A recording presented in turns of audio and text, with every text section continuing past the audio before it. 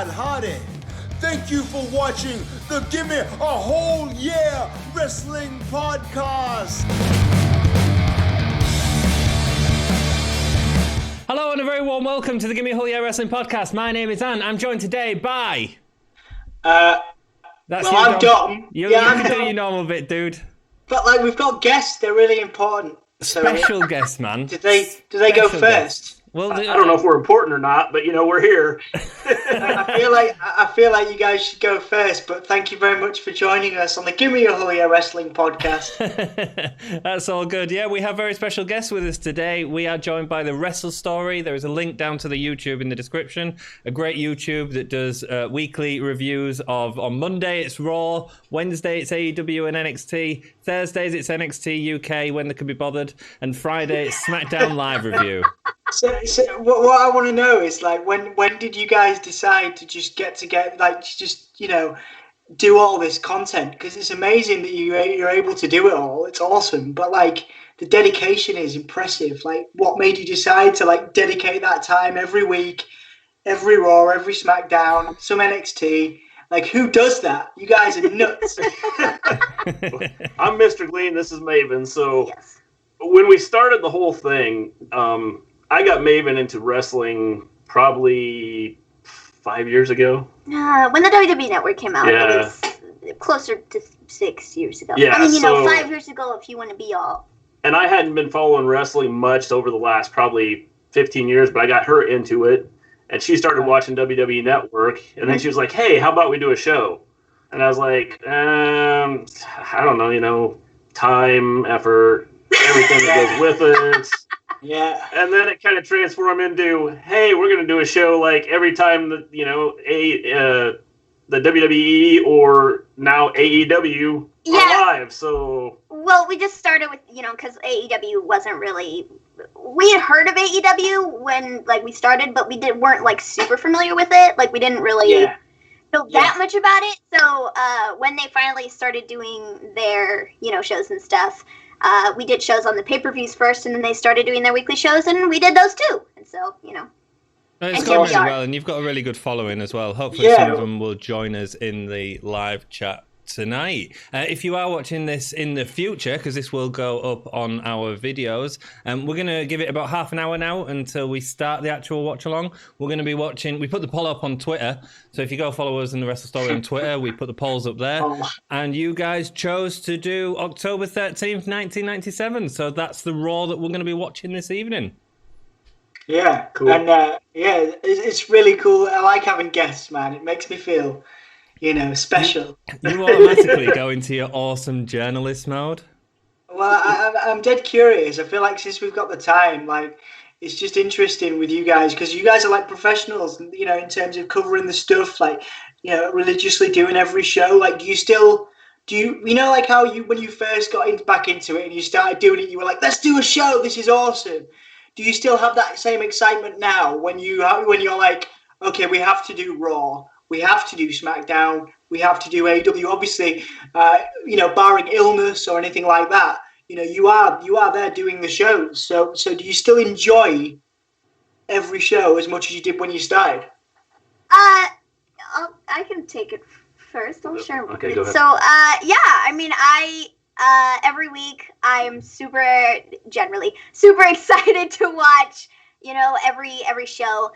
Every once in a while, there's, if, say, SmackDown hasn't been super great the last couple weeks, I'm kind of dreading watching the show. That happens every once in a while, but for the most part, I'm always super excited to do our shows and, watch everything and get to come in and chat with everybody that comes in and watches our stuff. It's super fun, and I still enjoy it, every single time we do it. That's cool. I'm kind of the same way with as her, Sometimes you watch a show and you go, boy, that just wasn't good. So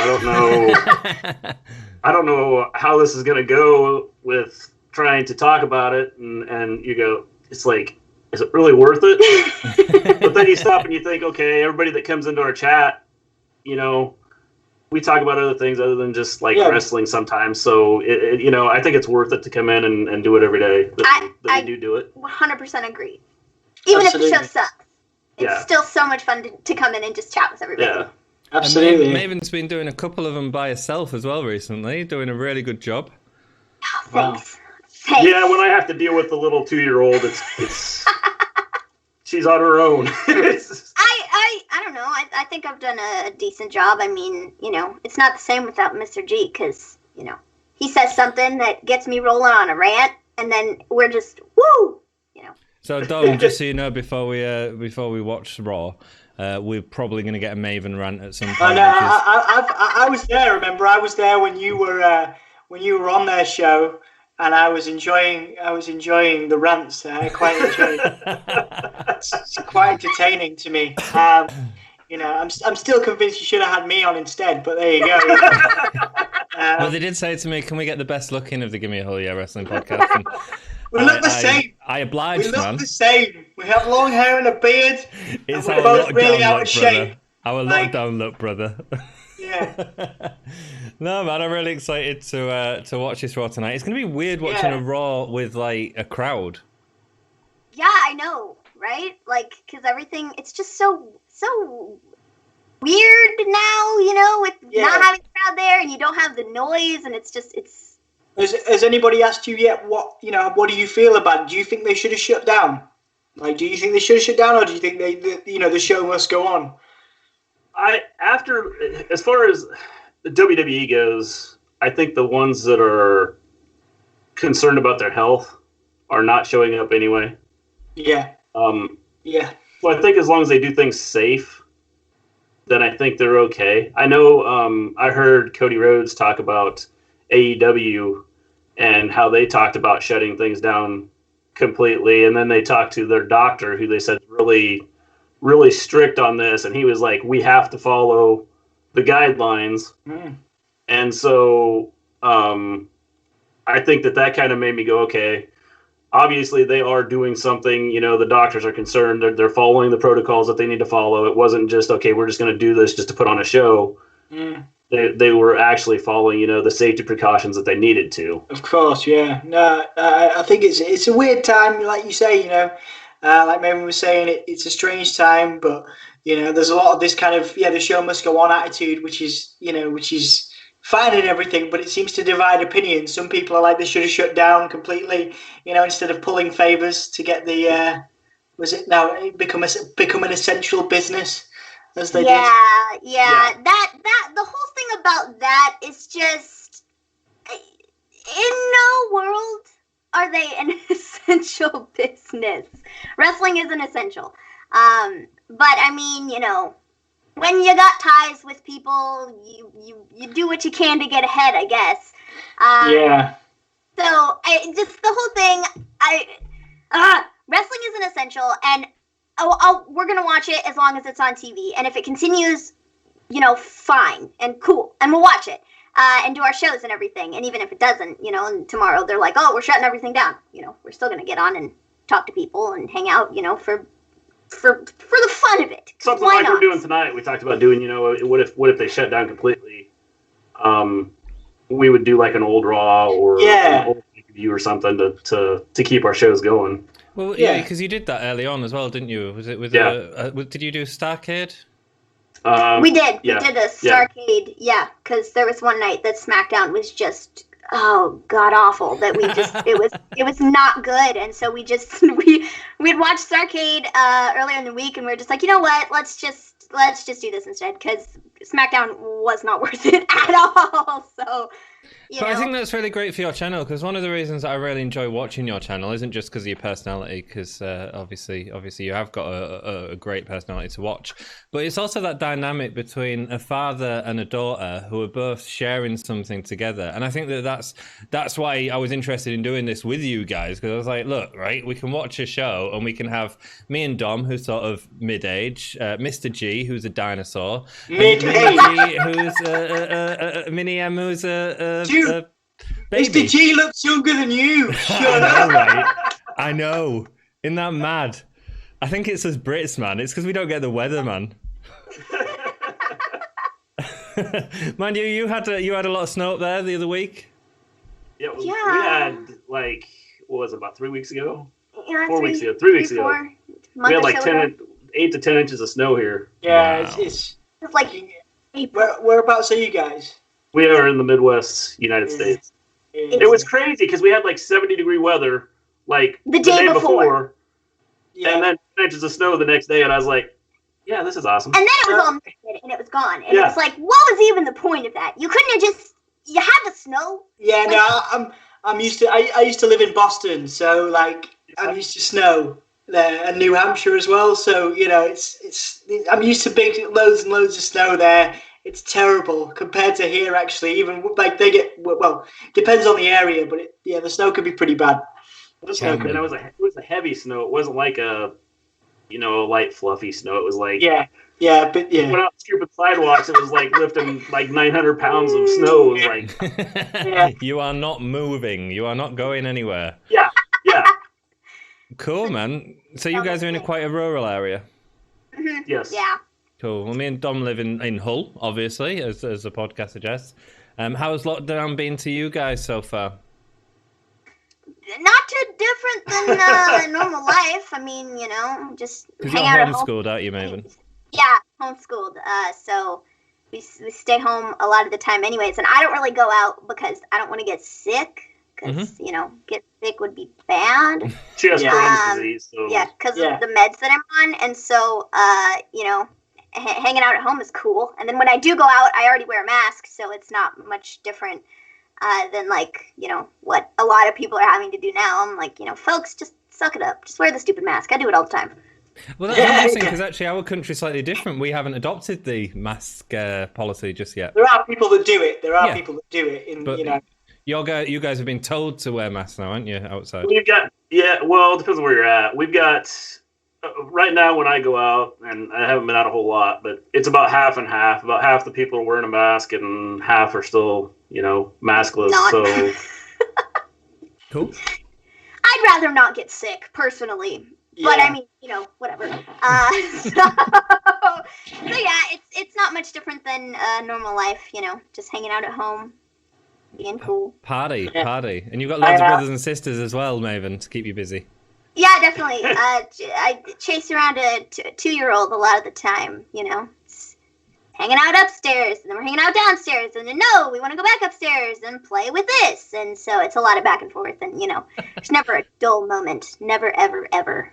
No, me and Dom are both in our 30s and don't have children. No. Our lives are much simpler.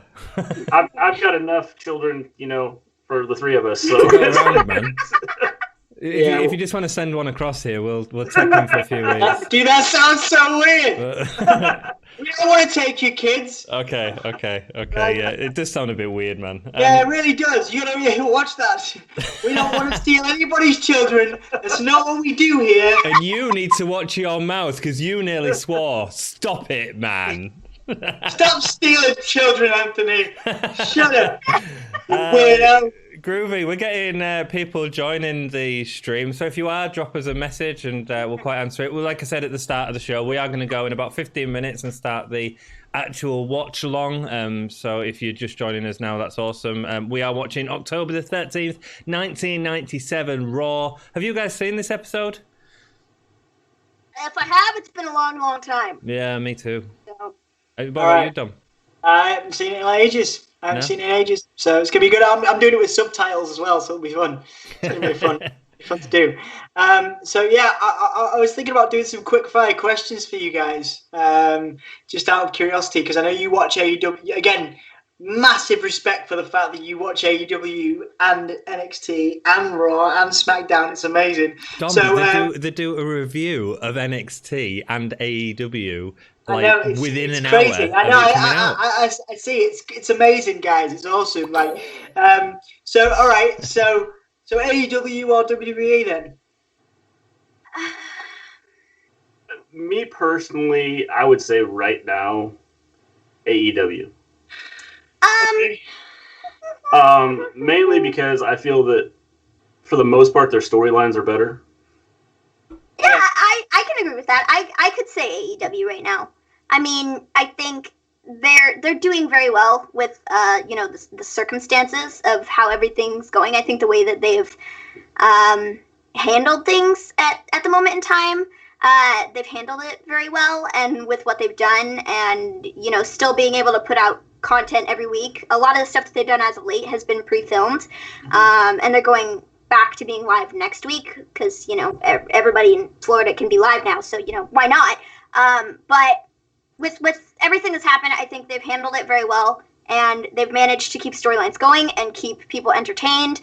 And so I could say AEW right now. And I like how they've like put some of the wrestlers in as like fans. Yeah, to give us the noise. Yeah, now WWE, I think, have ripped that off. I think they're starting to do that now, which is they're stealing all the ideas. Do you think it's going to have the WCW effect though? Because obviously we're now buzzing on AEW because it's new. WWE and Vince McMahon, for all that we attack Vince for, they've been doing it for a long time. The guy's older now. He's tired. A long time badly. Can I interject? Whatever, man. You're not the special guest here. Well, you didn't even ask me for my opinion. It doesn't matter what you think. This isn't an interview. This is just a chat between a load of friends. Yeah, I'm chatting to our guests because they're interesting. I see you all the time. I'm interesting too. I see you all the time. You weird Luke Harper looking weirdo. Oh, shut up, James Ellsworth. I can't swear. What? What did you call me?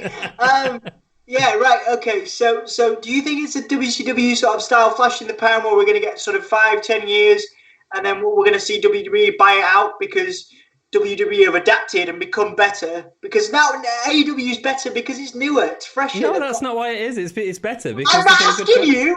I'm not asking you. I've heard you talk about this.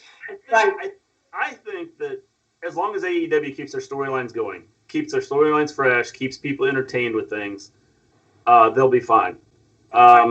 Especially with the way WWE is going right now with, like, they'll put a storyline out there and then it just dies out the next week. You have no clue what they're doing.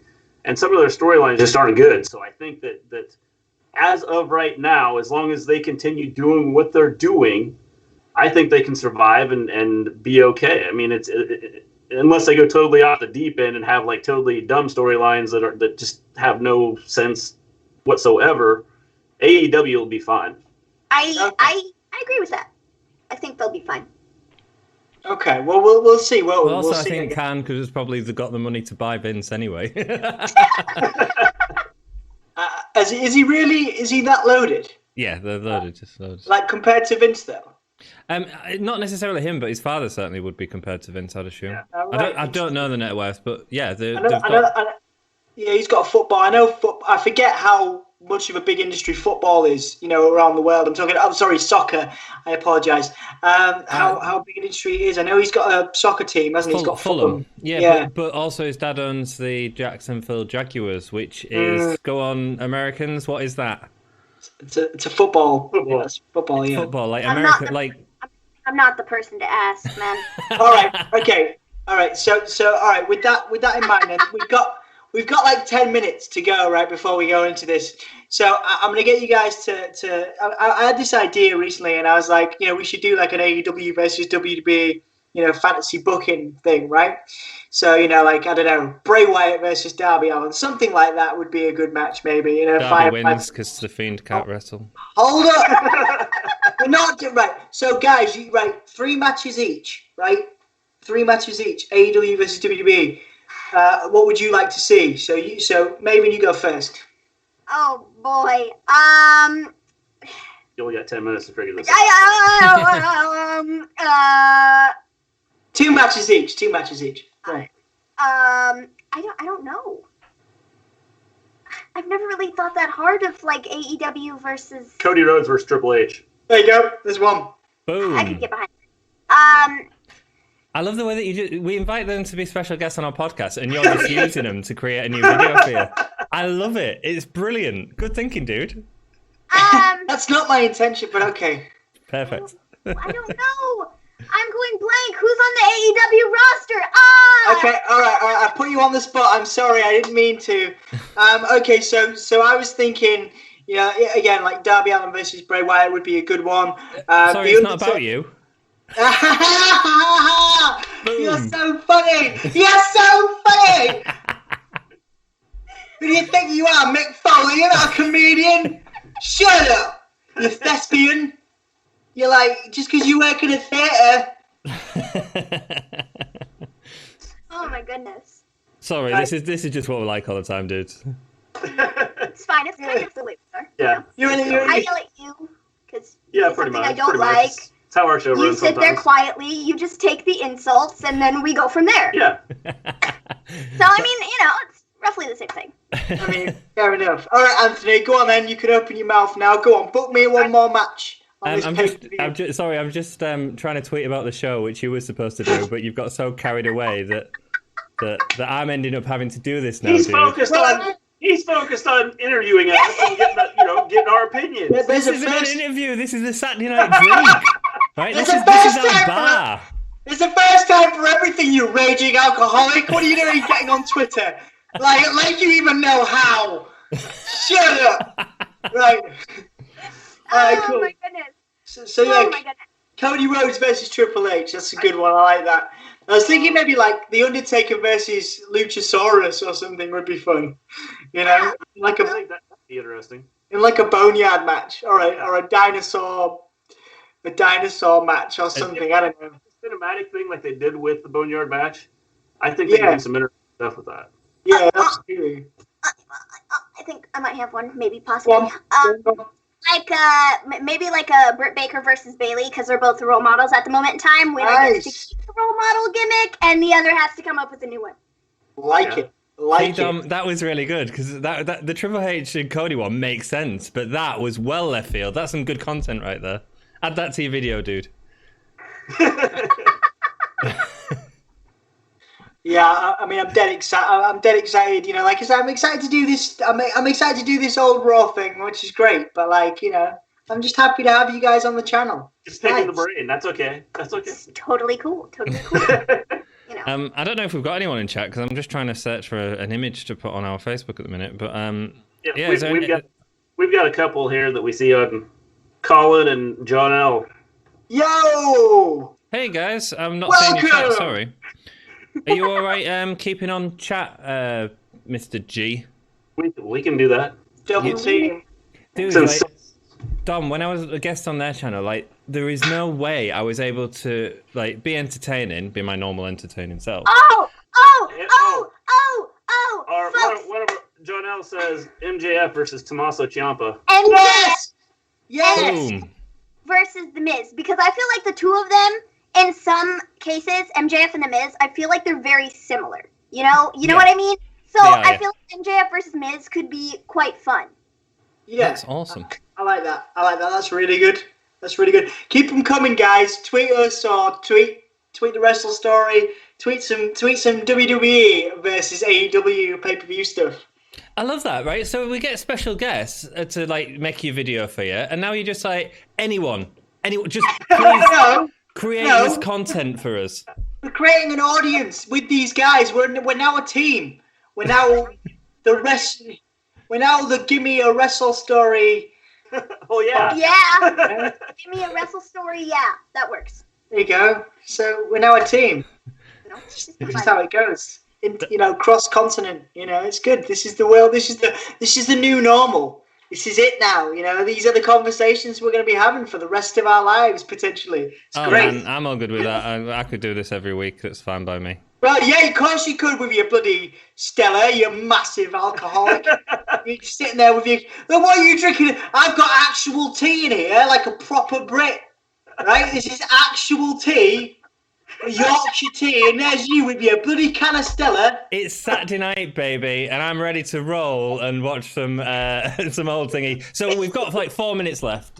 So what I'm going to do for everyone in chat. Hi, Cody. Thanks for saying hi. Because I've got everyone. Jack, nice to see you again. Jack helps work on our Facebook. Jack is amazing. So give him some love in chat. Colin, Janelle, all people from the Wrestle Stories channel. Awesome to see you. Thank you so much for joining us. Hit the subscribe button because we want to be further ahead than Wrestle Story with the subscriptions soon. What? We'll never be further than them. Look at us and look at them.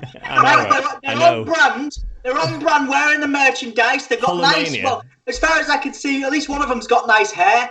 Look at those smiles, radiant. You can barely see our smiles. I have a Wrestlers t-shirt on. I'm not in an old fashion jumper. the fisherman. Right. So before we carry on, we're going to start the live stream in about 4 or 5 minutes. But if you want to get your networks loaded up or whatever channel you're watching it on, we're going to be watching Raw from October 13th, 1997. Get it ready. We're going to give a countdown in about 4 or 5 minutes, and we're all going to watch it together. And I want to hear what you guys think in chat as well. It'd be awesome. Sorry, Dom. Carry on, mate. I just thought I'd bring it back and make sure everyone's prepared. It's fine, yeah. If everybody watching wants to do it with us, wants to get on the network and load it up and watch it, it's cool. Let's have a party. Let's have a party. Let's have a Saturday night Raw party, baby. Saturday night cross-continent party, a wrestling, story, whole year sesh, a sesh as we would call it here. Jimmy, have a cookie the first out the door. Private Party versus New Day from Janelle. Yes. Private Party versus the Street Profits, because I compare the two of them. Yeah, I can see that. I feel like they're very, very similar, and I don't want to say I feel like Private Party is like based off the Street Profits, because I don't know who was there first, but they are very similar teams, and I feel like they do a lot of the same similar stuff. Yeah, they do. You are right. I'm thinking like, it would be nice to see like Pac, obviously who is Neville, come back and have like a good feud with some of the crew. So like a decent feud with someone like Ricochet. That'd be pretty good. Like Pac versus Ricochet would be good. That'd be good, man. Who would you put with Orange Cassidy in the WWE? Oh, wow. Velveteen Dream, I watched a match on YouTube. Them two had quite good chemistry. Yeah, if he still has his job soon. Yeah. Man. I don't know. Orange Cassidy. I don't know why, but the first thing that came to my mind when you said match with Orange Cassidy, I don't know why. I don't have a clue why this came to my head. He's no longer employed by WWE, but Heath Slater, just like the whole I Got Kids gimmick, he's kind of like a silly dude. I feel like, I don't know why, but I think that could be kind of fun, Orange Cassidy and Heath Slater. I don't know. Unfortunately, I think Cody actually said, didn't he? I don't know if you read, but it's been in the news recently that he actually said in a press conference that he would not sign Heath Slater. And then Heath Slater went out and he was like, "You're missing the money, man. If you don't sign me, you're gonna be sorry." Like, yeah. I think he'll do okay if he goes to TNA and reforms his tag team with Rhino. He's gonna be fine. He'll find some work with TNA. They're doing okay. Guys, just to let you know, 2 minutes until we are watching Raw. What are we going to do for 2 minutes, guys? Well, what I'm going to do is I'm going to tell anyone that's not been to visit the Wrestle Story, they're a wonderful channel. They do modern reviews, they do stuff like this, and they're really nice people to have on. We're very grateful that they're here. So go across to their channel, hit the subscribe button, whole year. Or something in the comments. I'd love that. We might feel differently about them in 2 hours' time, dude. They're all right. Hey, I tell you that. That's another nice thing about this Raw. 1 hour and a half. There you go. Yeah. I know Raw nowadays is like 3 hours. And it's there's still technical difficulties that could happen, guys. Let's just fingers crossed. Fingers crossed, all right? So fingers 1 minute until we watch the stream, so everyone get ready. We're not counting down, are we? We are. It's for people that watch the video. Do we have a countdown timer? Do we have a timer that's going to show up? And we Do you know earlier when I was like, technical difficulties, I need to call back later? That's why. I couldn't get a countdown timer working. Someone's going to have a stopwatch somewhere, right? On somebody's phone. Yeah, cool. Well, what we'll do, for people that are watching it back, we'll put a link in the description of when it actually starts and stuff. But we're just going to do it over camera. So I'm going to count down from 10, and then everyone's going to hit play, and everyone in chat, Jack, Colin, Janelle. Are we going from the credits, the opening credits? We are going from the 000 on the WWE Network version of the show. Okay. Does that make sense to everyone? Hope I've preloaded the right show then. Why? Hang on. What show have you got, dude? I'm pretty sure it's the right. This. We're going to be talking about different shows here, so I'm pretty sure it's the right one, man. I pre set it up, didn't I? It's all right. Alexa Bliss looks great on this show.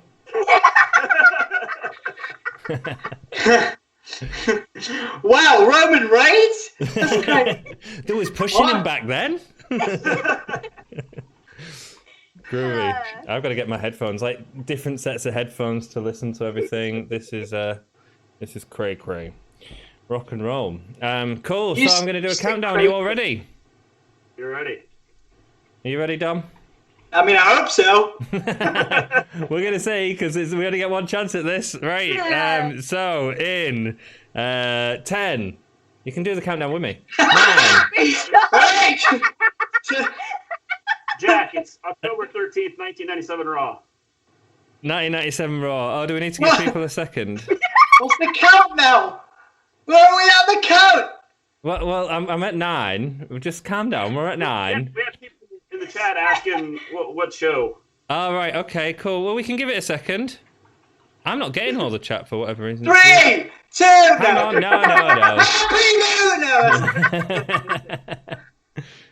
No. Cool. Which show? Yeah, we're watching 1997, so we'll give you 1 more minute to find it on the network and stuff, if you want to watch it with us. And if not, just listen to our commentary. It's like elevator music. We can have Maven sing. Yeah, go on, Maven. Give us a song, man. I don't need to sing a song. I'm good. It's pretty good. Boom. That was weak. That was weak. I'm sorry. That's all you're getting. I'm not. Maven can sing. I don't sing in front of people. What about themes? Like, what about can you do like wrestling themes? Sure. There's no pressure now. I just want to know what Not like can you putting do? people on pressure, dude. No, what's your favorite wrestling theme, Maven? I don't know. There's so many good ones. I really like Drew McIntyre's theme is good. Yeah, I mean you can't sing that. I don't know. No, you can't. Darn, what a shame.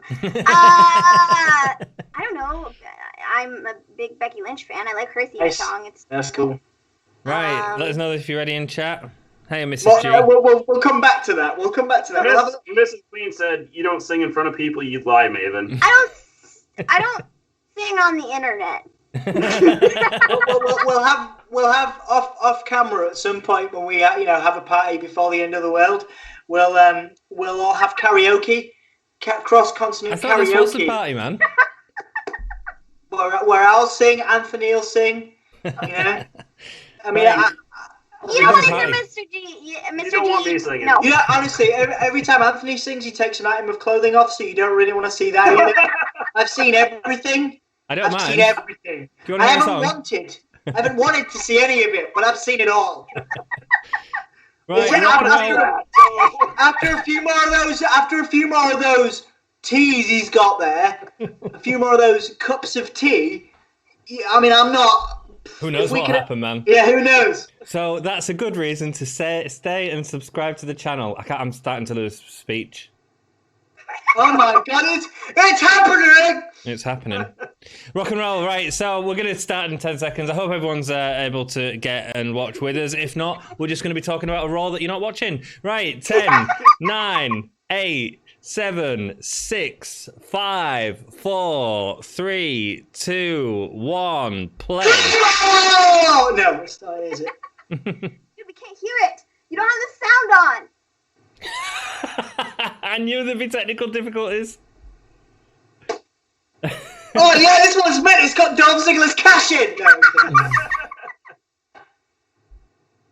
what a rush. okay, well, we're on the right one, right? We've all got Legion of Doom. Yeah. Cool. Pocket animals right there. Yeah. So I'm quite excited for Legion of Doom's that side of the ring. Yes. I mean, yeah. I don't like. I mean. It'll be interesting.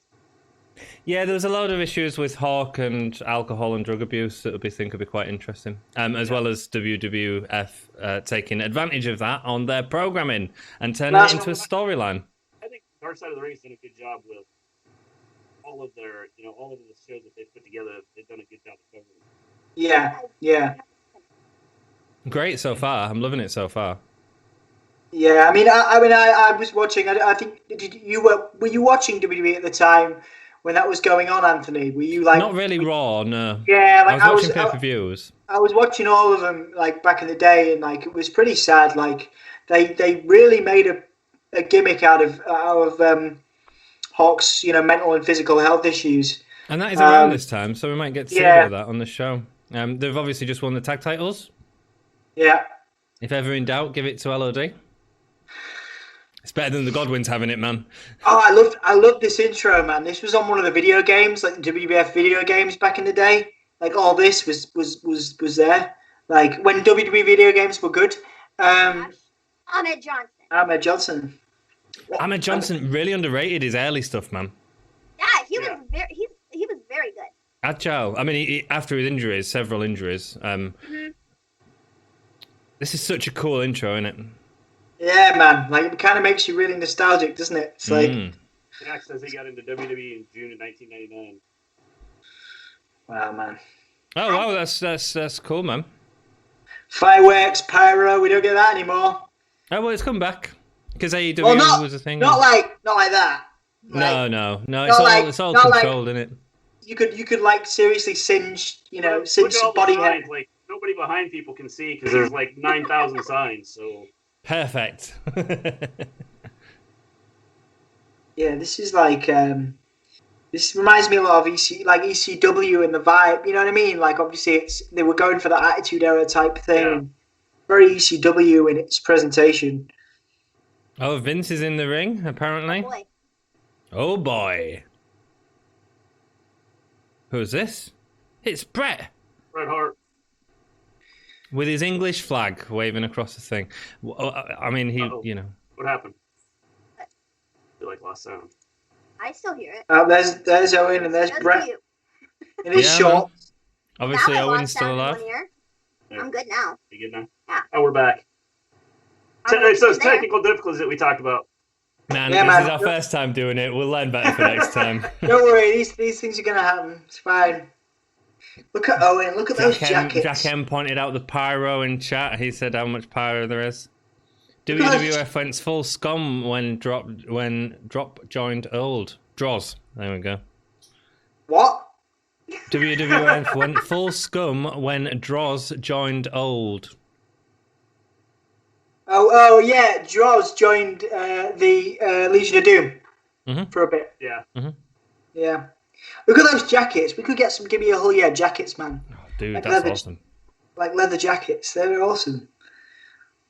Vince is still Vince McMahon, not Mr. McMahon at this point. He ages really well, doesn't he? Yeah. Lucky. Who does Vince? Vince. He's aged really well. Look at him. I wonder how much plastic surgery there has been done to help some of that.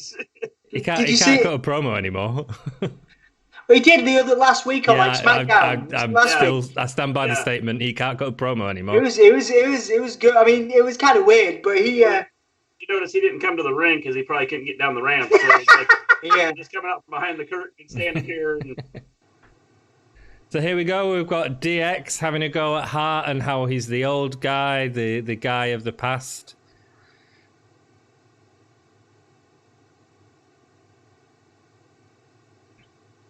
So this is when the Canada-US wars were happening as well, which is really interesting.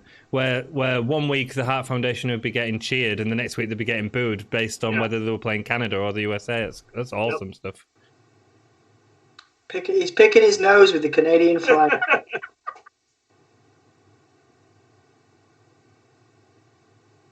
Can we just celebrate the fact that there's Rick Rude is there? How cool is that? Rick Rude.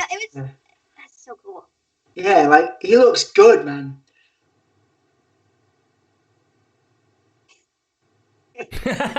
Everybody's younger than him.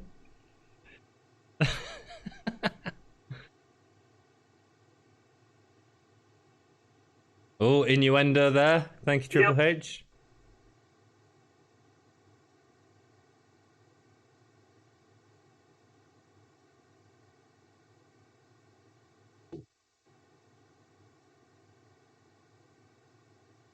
It didn't even look like Bret then.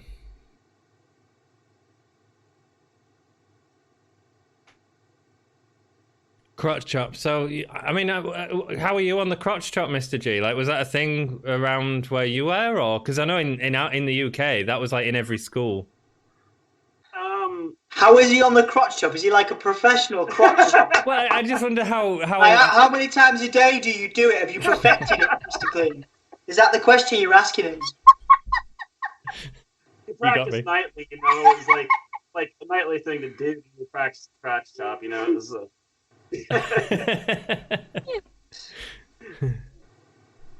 It's like your move, isn't it? That's how you know. That's like the move that does it for you, Mr. Green, isn't it? You pull the crotch chop, and everyone's like, yep. It's like babies flying out, like people everywhere. You know, it's cool. Kids, it's like you know. Mrs. G just said in chat that's how it happened. Yeah, we've got. So Bret Hart just called them a bunch of degenerates.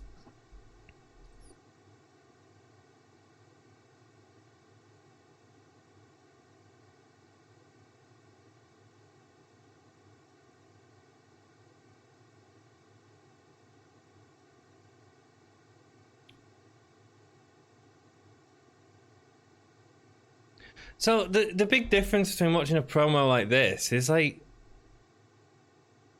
it doesn't feel scripted. No. It feels natural. It feels like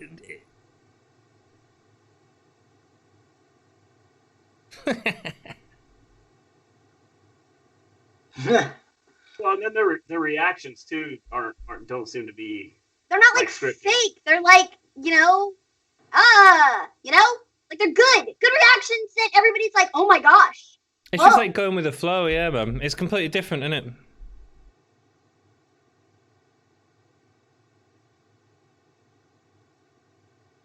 Are you a degenerate?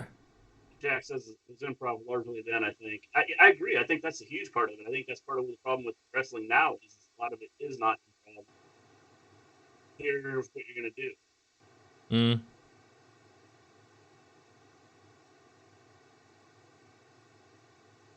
That's iconic. I remember that. That was a soundbite for years afterwards.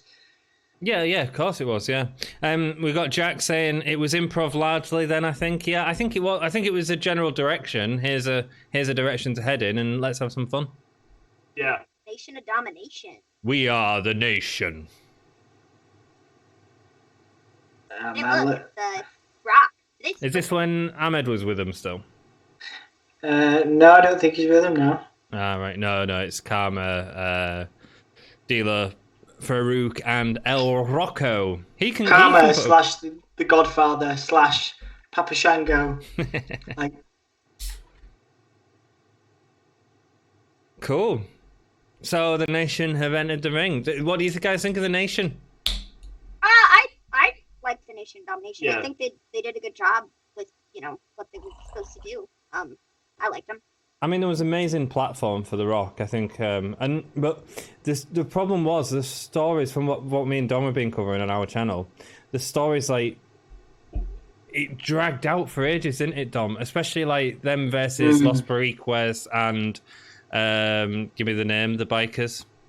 DOA, Disciples of Apocalypse. Yeah, DOA. It went on for ages. Yeah, it was. I mean, like I say, there was some legs in that story. You know what I mean? There was some legs in that faction, and it was a launching pad for pretty much all of these guys, really, to bigger, better careers. You know, you had the Godfather. You know, who did really well. D'Lo Brown did pretty well for a long time. Obviously, Farouk was. So you've got like 3 factions out right now. You've got the Nation, you've got the Hearts, you've got DX. Yeah, it looks like they were all having a lot of fun as well. It feels chaotic in a See, good way. That's what I like about a lot of the older stuff is like they had factions that were good, that were actually built up to be an actual faction, not just we're gonna take Baron Corbin and we're gonna put him with these 4 other dudes and we're gonna call them the Kings something, and make them into a faction when they're really not. And it's just the weirdest thing, like the way they do it now compared to how they actually built people up into these big bad teams, It just, I don't know. Yeah, different times. It's a shame because I think one of the better factions we've had, apart from maybe Undisputed Era, would be the Bray Wyatt family, wouldn't it? But they never seem to have enough support from the rest of the roster in modern day. What are you trying? Are you saying there was never enough people sort of shaking it up? Obviously, the Nation of Domination kind of there was a lot. There was a lot of launching pads, whereas like with Bray's faction, it didn't really launch Harper or Rowan. I think what I'm saying is, no, it's not about afterwards. It's not about when the Wyatts were a thing. You had the Shield and you had potentially the New Day, which was a great potential feud, which never really paid off because they did a draft, didn't they? But it just feels like in these days, you had the Nation, you had the Hart Foundation, you had DX, you had Los Boricuas, you know? You had a lot of factions. And I think one of the issues you have is now they have trouble finding tag teams. Yeah. Yeah. Well, the tag teams... Put together 3 or 4 guys, you know, it's even tougher to do that. So I think that's what makes it more difficult now because they don't build up tag teams. So I mean, going beyond that, you know, it seems kind of like it'd be more difficult to do than just throwing together 2 guys to make a tag team look like a legitimate tag team. Yeah, I actually think for the first time in a very long time, Mr. Glean, that there is actually. They've actually put a lot of thought into the tag division on, say, Raw and stuff, even though a lot of those teams have, like, thrown together. You know, you don't get a lot of longevity in the teams, but, like, Ricochet and Cedric Alexander's together now. They're doing really well. Or they've started to do really well just now. On SmackDown, there's a couple of new, like, the Forgotten Sons have just come up and they're doing okay, right? So I think for the first time in a long time, because you're right, like, there's not been a good collection of tag teams for a very long time. But like I think maybe now we'll kind of see that turn around. I hope so. The one thing about Cedric and Ricochet, I wish they would have had like a storyline behind it as to why they got together and decided to form this tag team rather than just saying, okay, I think these guys are being thrown together. The brass ring chasers, isn't it? It's the brass ring chasers. It's the Vince McMahon rejects. They were like, right, let's we both look cool and we can both fly, so let's be a team. Yeah, I think there'll be a lot of. I think there'll be tag team champions fairly soon. I mean, unfortunately, I heard a rumor that the Viking Raiders were supposed to. They've been given the Revivals gimmick, the kind of fun. Boy. Did you just hear that? What? Did you just hear that? I don't know exactly who it was. I think it was probably Lawler talking about how Stu Hart's now brain dead, unable to walk around Calgary because he's brain dead. Yeah. There was a lot of stuff. There was a lot of stuff back in the day. Where and I mean, it was iconic there. The DX were sort of really messing about with the announced team, having China beat up or mess about with Lawler, all eating bananas as innuendo again. I mean, this is good stuff, and it's all breaking down now in the ring. I'm surprised like none of the nation have turned around and gone, Shawn, what are you doing? Kicking off at Shawn Michaels. Like they had no allegiance to DX at this time. Well, I'm sure they probably did backstage. I mean, the click was a big thing. Sorry, were you talking storyline or actual people? Yeah, no, in storyline. I was talking like, people. Why is Shawn sort of being able to just, joke around and they're just like, almost like, his cronies, and like the Rock's there, like beating up Bret Hart, but nobody's turned around to Shawn Michaels and said, "Stop being a muppet." Maybe it's more so of they all just very much so dislike the Hart Foundation and trying to just get rid of them and then worry about DX later. And maybe that kind of a thing. And I think one of the things is I think it was to make. Because of the era it is, the joking around from Shawn Michaels, I think, was probably more to try to get more fans to come in and go, oh, DX, there's this new group that's being formed, and they're pretty cool because look at them, they can joke around and nobody touches them. And it was perfect, really. I mean, putting up against the Hearts, who were like this wrestling faction, this traditional wrestling faction, and here are 2 kids who were just having fun, and that's why DX got over, because there was a naughty fun kids, weren't they? Yeah. Such a perfect team to put them against as well, the Heart. Yeah, it's like a launching pad, yeah. Definitely, yeah. You couldn't. It wouldn't work without that seriousness from the Hart Foundation, So DX are heading to the back. Jack has been booted from the network. Oh, dude, Jack, how come? He's probably said some. purposely not taking 4 streams at once. He's probably said something bad. I know Jack's got some controversial opinions. I think the network are watching him. Like I genuinely think they watch his Twitter. I genuinely think they he's pretty outspoken, is our Jack. Oh, there's the Godwins with Uncle Cletus. These were awful. I can't wait for Naked Midian. I just like we need to as soon as we can, man. We need to get back on the Wrestling Rewind series because the Ministry of Darkness, the Brood, all of that stuff is coming. Naked Midian with his what do you like in the US? I think it's called a fanny pack. Where on the front, yeah. So that's amazing. It's Yeah, I can't wait to get back on it. I think we talked about the talent of the there's so much talent here, at this time in terms of athletes that are doing amazing stuff. But it seems like everything matters here, whereas now there's some segments that come out. Every time Heath Slater obviously Heath Slater's not coming out anymore, but it feels like everything has a point here. Except for the fact that unfortunately the commentators kind of make a joke out of the minis. So, Maven, what's your opinion on the minis, man? Because you're seeing this for one of the first times. Like, here comes some mini wrestlers. Incredible athletes. Incredible. They're cool. You wait till you see this match, Maven. I tell you what, this match will be awesome because they always have done on the pay-per-views we've watched on. It's like you can watch, especially Mosaic. Look at Jim Cornette loving it. Look. The guys can actually move incredibly well. I don't know if this match is going to be any good, but they'll put on some really good matches. I'm excited. Nova's been fantastic. So yeah. I'm pretty interested. Do you see Sonny stripping off for Jim Cornette? So what do you think about this, Maven? Because this is quite different to what you'd see in WWE modern day. Yeah, it's cool. Just the aspect that it is different from a lot of the stuff that they do now. We don't see it at all. Yeah, so it's a shame. It's cool. It's cool to look back at some of the old stuff and see some of the cool things that they did. And with some cases, you're like, well, why don't they just bring that back and do that now? Because it was cool back then, and so maybe people would be interested in it if they brought it back, Yeah, I think for a matter of diversity, I think it'd be fantastic for the organization, personally. But I mean, yeah, because you've only seen smaller athletes in Hornswoggle was the last kind of bigger sort of famous example, but he wasn't really used in any. I mean, was he a hardcore champion? No, he was after the hardcore champion.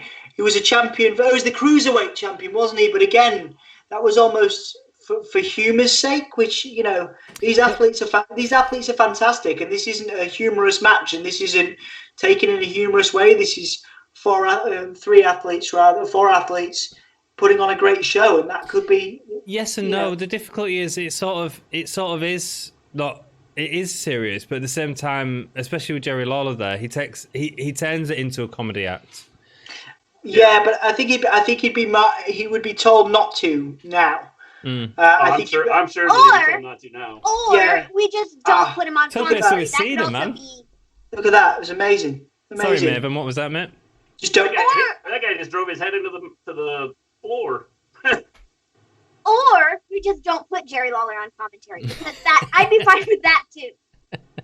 Well, there is talk now of which possibly isn't the best thing, but I did hear that Corey Graves he's had his first in-ring action for a long time, and he's eyeing up a potential return to the ring. So, I mean.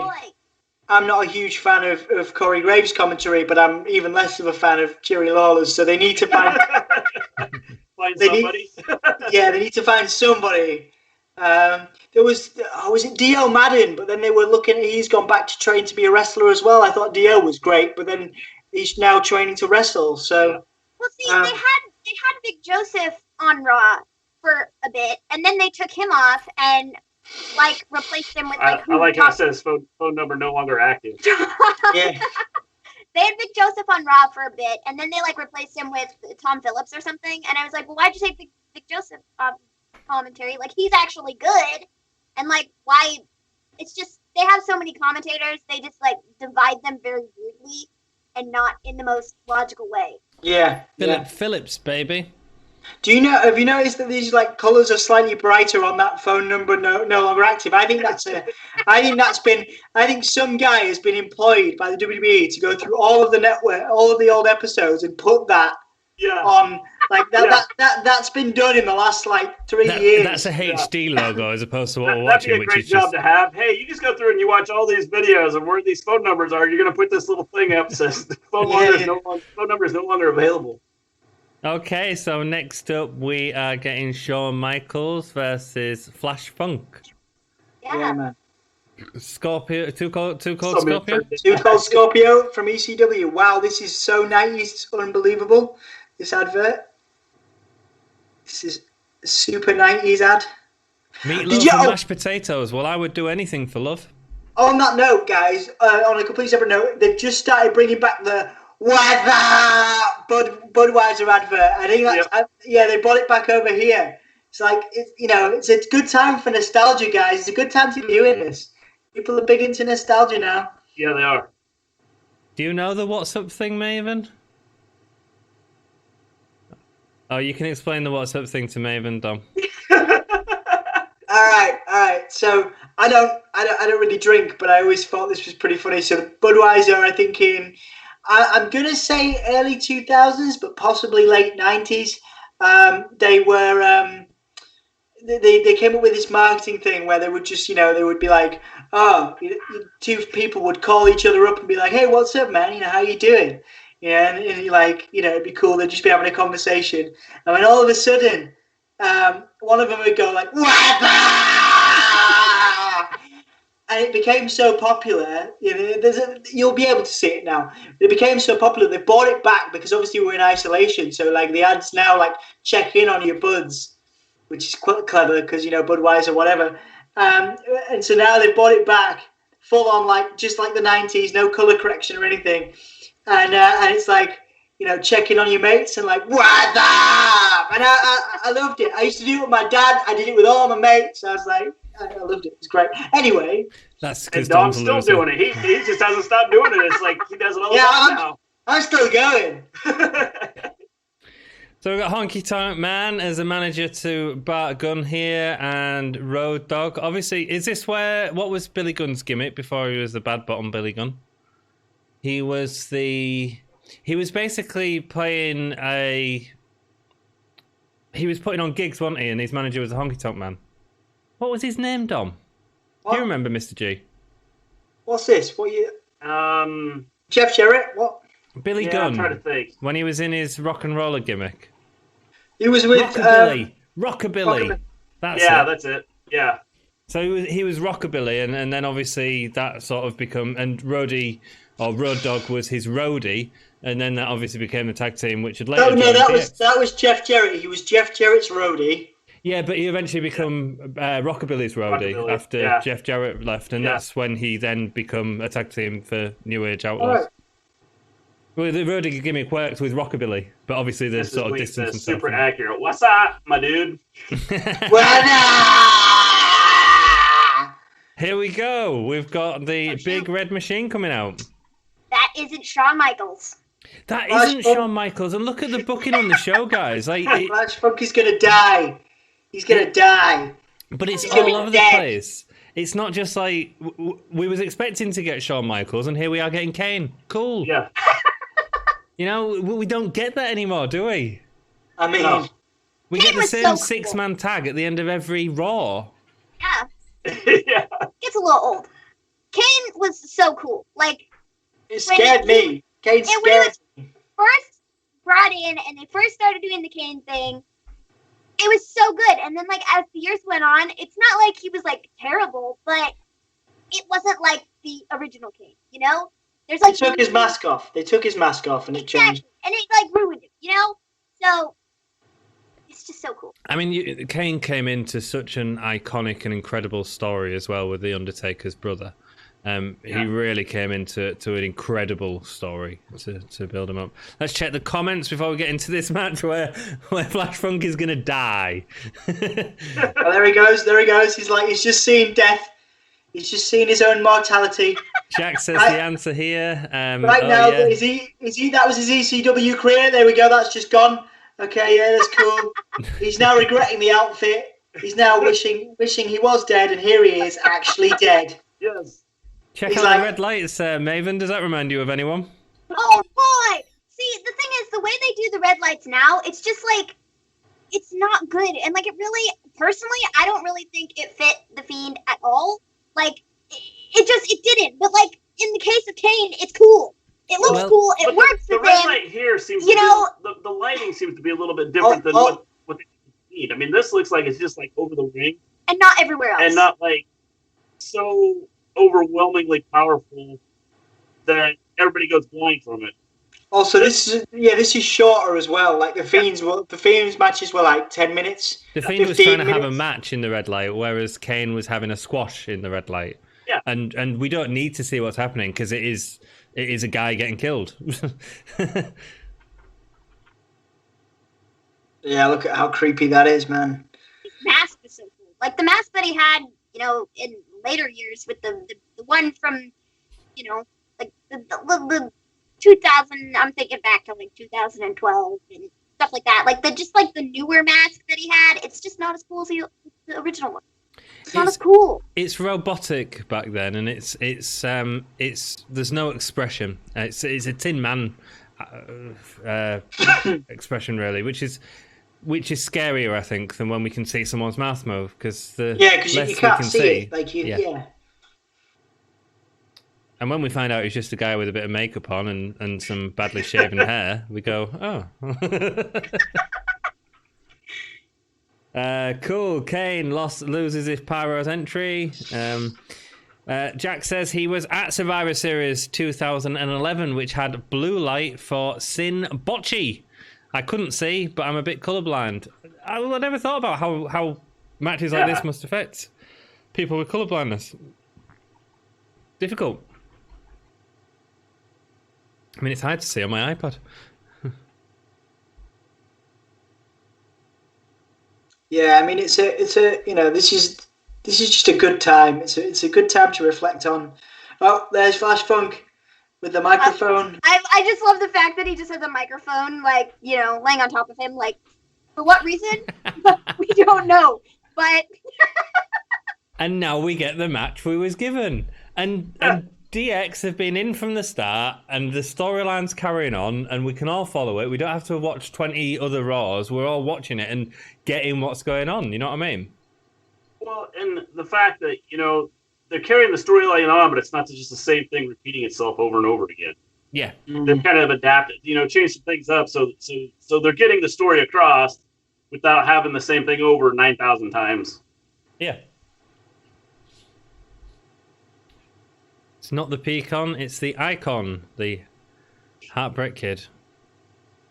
Rude was like a serious gangster.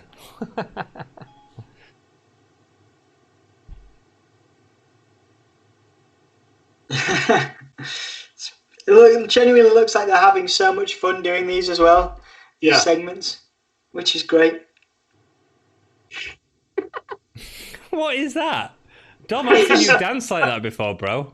He's stretching. Oh.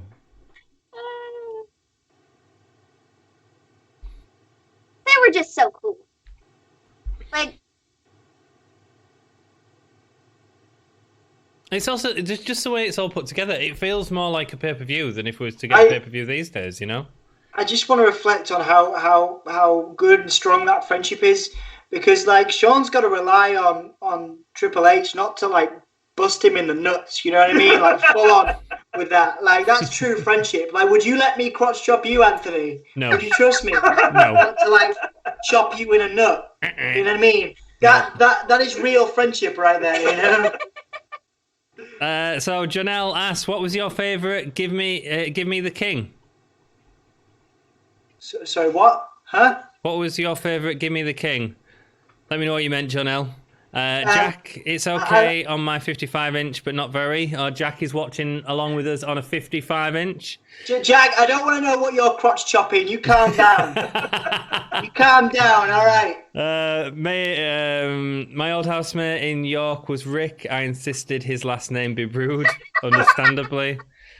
It feels more spontaneous. It does, man. It's mad to watch this back. It was nice to watch it all with everyone in the chat. Thank you. Keep writing your questions down. Janelle, get back to us and we'll write it down. Jack says, "Dom, I love you." And he also only says, I know. It's only because I know. Dude is like, he's good. He's fine. Jack also says, "But not as good looking as Anthony." Oh, what, dude? Come on, man. I'm disappointed now. We've spent a lot of time, we spent our student days together, me and Jack, and we've met up in America together. I'm disappointed. We've shared some moments, man. I can only report what he writes in chat to you, mate. Sorry. This is great, man. I mean, like I say, with it being a squash, you don't need to see it. With it being the Fiend and needing to see what's happening because they're actually trying to contemplate of put a match together. That's why it works, I think. They actually, it didn't last very long, the red light, Mabon, with Kane either. It was like 2 months. Yeah. Well, with the red light for the Fiend, it lasted way too long. It was to be gone after they did it the first time when people were like, what are you doing? I wonder, with the Fiend, I wonder if it's not because of technology and like LED lights now. It's the budget undertakers. Yeah, I'm surprised at that. I don't understand exactly why. It's the DOA here on their bikes. Oh, all right, guys. Okay, I'm doing these things on the channel now. Like dream matches where for people from different eras. Okay, so quickly, Kane from now versus the Fiend. Kane from this time, 1987. Kane 97 versus the Fiend 2020. Who would win?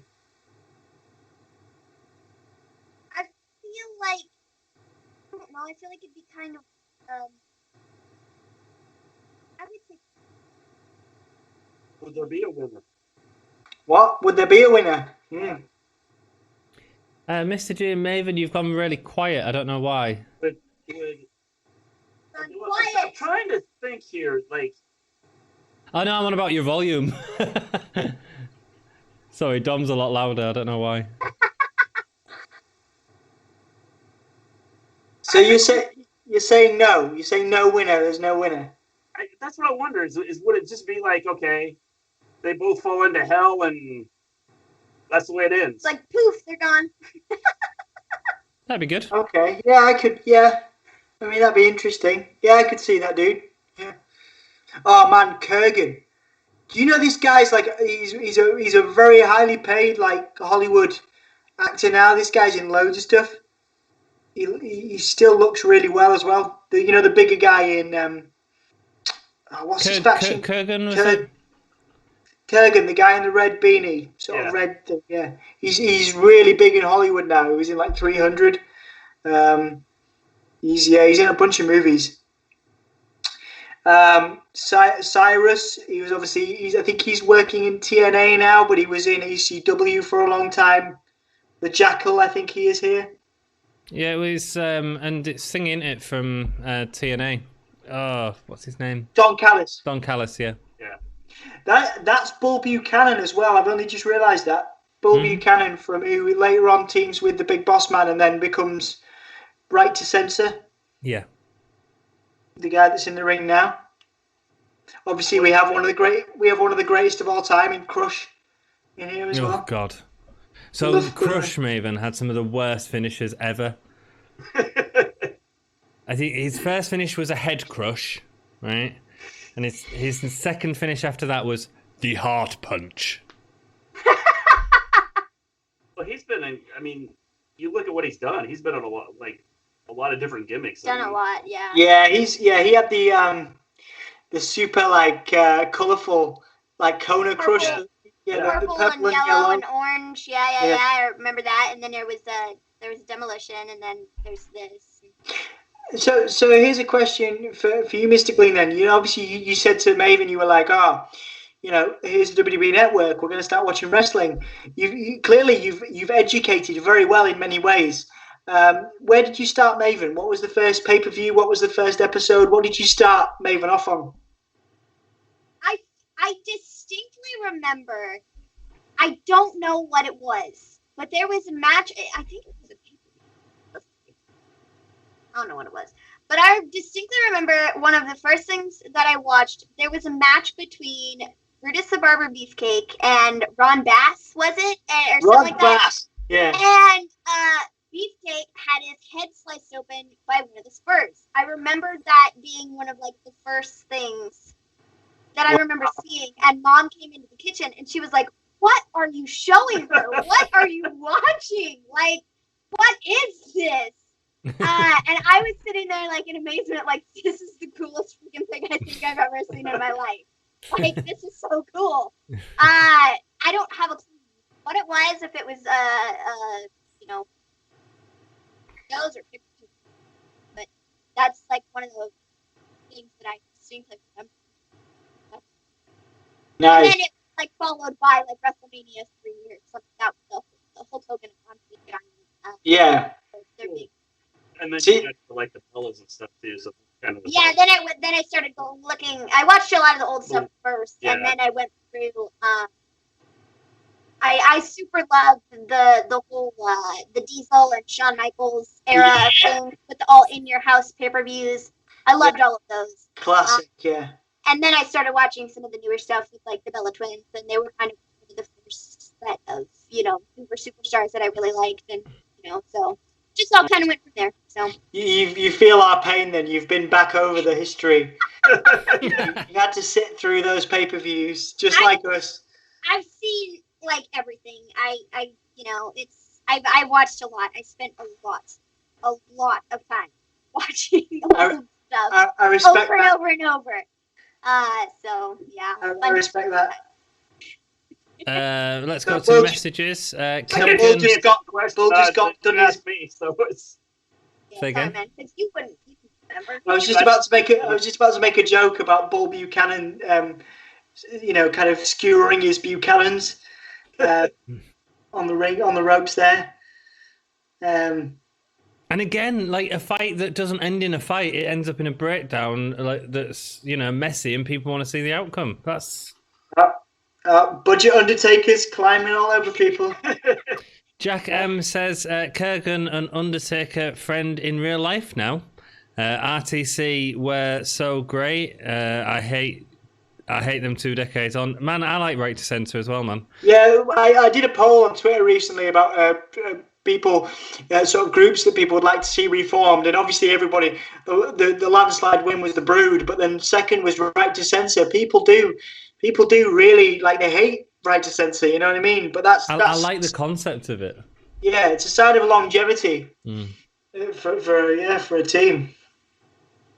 We must cast What Bar is Crush. My first pay-per-view was Fully Loaded 1999. I loved it. I just narrowly avoided seeing Owen die 2 months earlier. And Jack misses smooches. He misses schmoozes, Dom. Schmoozes. He says he misses Smoochy broochies. Smooches. We smooch. Do we smooch? We could smooch. I'll smooch him. I'll smooch you, Jack. And he also says that Anthony is better looking. I don't know whether he's actually saying that. He is. Are you not reading the comments? No, I'm not reading the comments. I don't I don't believe you. Jack said it, man, honestly. Dude.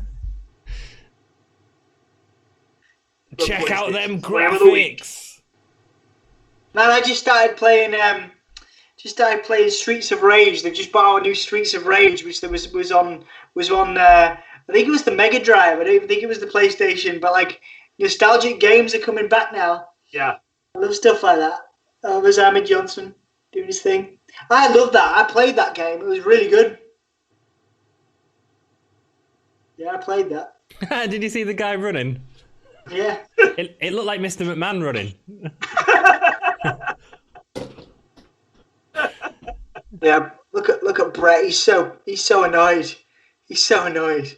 Like genuinely, I know because I know they genuinely had quite a lot of heat.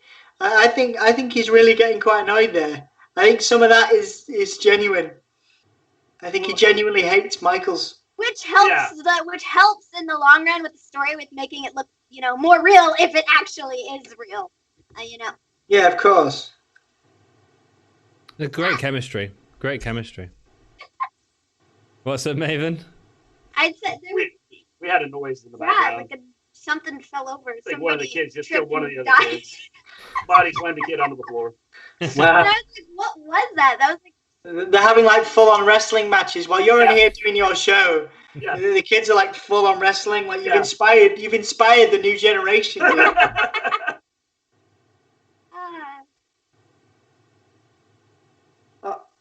We rewind, guys. We rewound. This is the same. I know, isn't that weird? But I suppose with adverts and stuff, you would have gone. I started to panic. I was like, oh no, oh no. My stream started over. Hello and welcome to the Gimme All Year Wrestling Podcast. Guys, I'm serious. Is this what is happening? Like? Does anyone remember him like redoing the titles halfway through a show? No, we are halfway through. I've just checked, but this is weird. I panicked then, guys. I really panicked for a while. This is the same opening. Yeah. I don't remember that. It'd be great to hear from chat if you remember them rerunning the title sequence halfway through the show. It's the kids, Mr. Glean. Reset it. Oh my God, they are actually... Guys, this is weird. This is restarted. This is so odd. Oh, it's Warzone. Oh, right. Okay, what? Okay, cool. So this is fine. This is Warzone as opposed to Raw. So I don't remember this at all. But they must have had a midway break where it went from being Raw into Warzone. Yeah. Probably for territories that couldn't do the full showing of it. They'd have 2 1-hour shows to put at different places. I assume that's why. Oh, here he comes. In his shorts and his boots. Look at everyone's like getting naked. What's that about? Everyone's like taking their shirts off. Jack, you calm down. Jack McMorrow's there getting super excited. Janelle says, what was your favourite Shawn Michaels moment? Not All Crown right. Jewel. All right, Mr. Glean, you go first. That's a tough one because he's so good. So I don't know. I have to think about this because again, I think that he's so good at what he does, and he's had so many that you could sit there and go, that moment was awesome, or that moment was awesome. I don't know that we could narrow it down to one. Shawn Michaels. Greatest Shawn Michaels. Favorite Shawn Michaels moment. Man, that's difficult. Everything he's done has been great. So, everything he's done has been great, including Crown Jewel. Totally, yeah, 100%. I meant everything. I meant what I just said. Everything he's done has been 100% great, including Crown Jewel. Yes. I don't know. I guess the super iconic moment of him and Brett and the title, and when he won it the first time. I think that's one of his greatest moments. That's a good one. Probably one of my favorite Shawn Michaels. All right, Anthony. It's hard. It's either take Shawn Michaels at WrestleMania, which I thought was an incredible storytelling, or actually potentially the match with Razor at WrestleMania 10 is outstanding. I love that ladder match, and the second ladder match. Michaels is a hard one to choose, man. Yeah, he's classic. First Hell in a Cell. There's so many great moments. Yeah, I thought Michaels and the Michaels Bret Hart thing was like what the screw job. Yeah. Yeah. I mean, even if he knew what was going on, or even if he didn't, I mean, just the whole thing was done well. Yeah. What's going on in the ring? Sorry, I'm missing it. So Stone Cold is taking the mick out of Vince McMahon. They're signing a contract for something. What's They the were out there. contract for? Fine. Okay.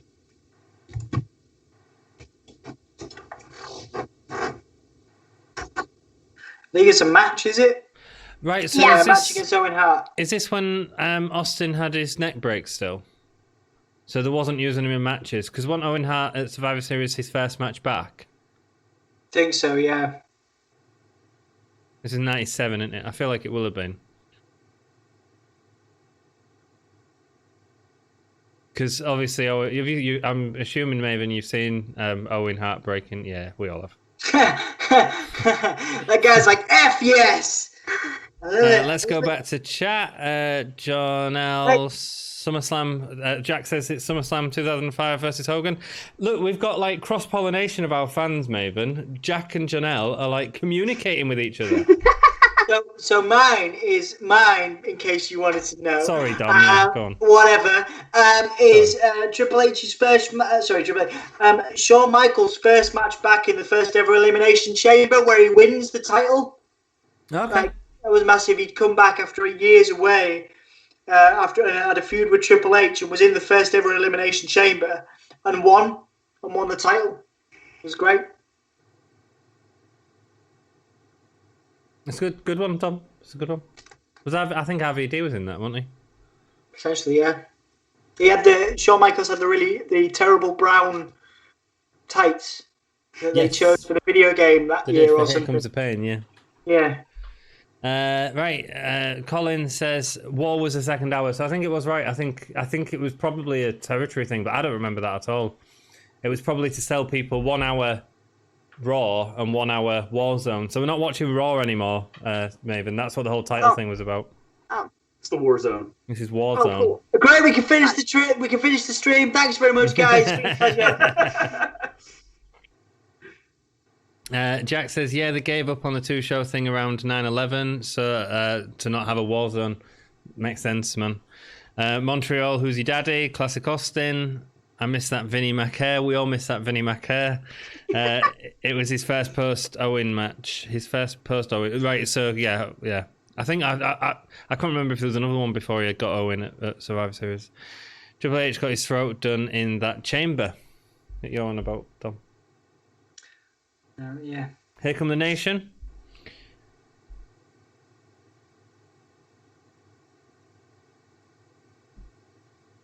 So many race references as well, even in this, the white picket fence and stuff like that. Brilliant. Really clever. Without taking it to like New Jack extremes. Yeah.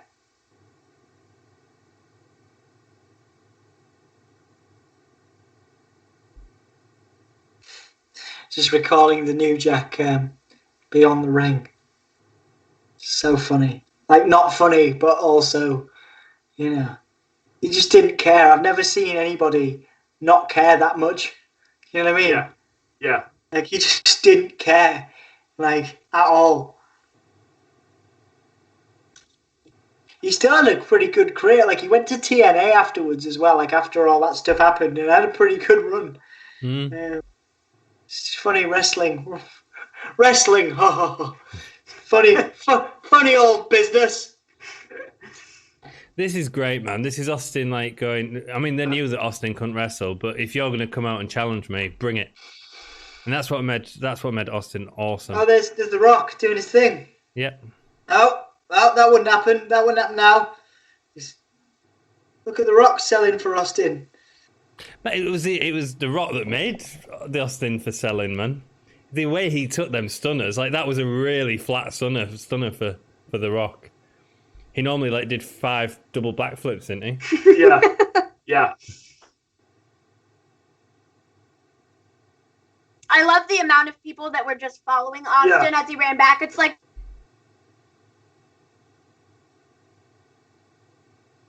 Oh, I think you've frozen up. Have you lost Maven and... Yeah, they've frozen up, but it's quite a nice little still of them. See... Oh, no, they're back. They're back. It's good. They're still smiling. It's great. Are we good? Yeah, you're back now. Sorry, we missed all that story, Maven. Go again, man. You're running back, and the fans chasing Austin. I said there's people chasing us, and they're sitting in the front row, but they're just like, oh, we're gonna chase them all the way down back to the building, and then we gotta walk all the way back. But great, good time. Now there's a good pay-per-view, SummerSlam '92. Yeah, Crowd they've runs sort of thing now. Yeah. Say again, sorry, Mr. G. Jack says crowd runs just aren't a thing now. Yeah. yeah. Well, there's not a whole lot of going into the crowd now. Well, maybe Moxley. Moxley does a lot of it. But Yeah. people don't move now, do they? No.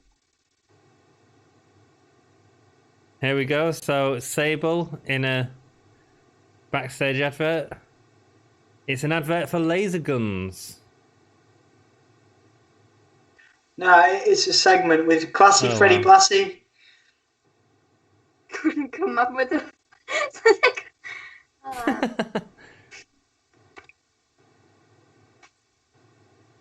Well, now there's no Yes! crowd, Jack says. Laser tag. You know, Triple H was recently quoted in an interview as saying they won't do a SummerSlam or a pay-per-view in the UK because they don't make money. Well, they won't know until they do it, will they? Apparently that's what Triple H says. How could they not make one? Well, I mean, they had 89,000 people at that SummerSlam, so, and I'm pretty sure they haven't done one in about 10 years. They had they had a few, like, you know. Capital Carnage. Yeah, but are they talking about the shows they do, the Raws, the SmackDowns? I don't understand. Well, they do them all the time, don't they? Yeah, but I'm sure they make. Well, I don't know. Maybe they are talking about just pay-per-views. Don't know. But it's been a long time since they ran a pay-per-view here. So. But look, in America, to be perfectly honest, they're not selling out these pay-per-views anyway, are they? No.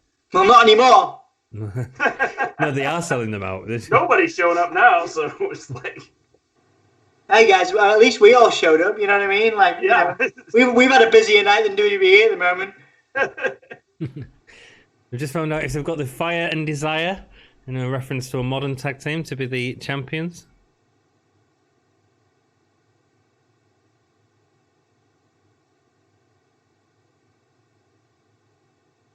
Jack says SummerSlam '92 in London was their biggest crowd until WrestleMania 34. Yeah, it was. Well, there you go, huh? But apparently they didn't make money on it. I find it weird. Yeah. We've only ever had one of the big four in the UK, and that was SummerSlam '92, and it sold 92,000. So I would assume there's a market in the UK for it. Well, I would think so. So No. I mean, they go to Saudi Arabia.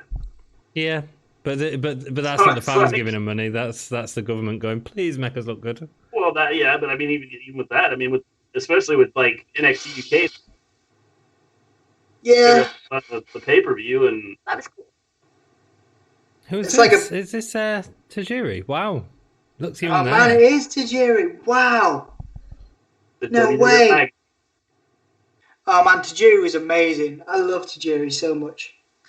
Here we go, the light heavyweight, the magazine that Russo would have been involved with. And it's Brian Christopher. He's not Jerry Lawler's son. He's not Jerry's kid. Was it last year he passed away, Brian Christopher? A couple of years ago, I think. It's been 2 years ago, hasn't it? 2 years, has it? Yeah.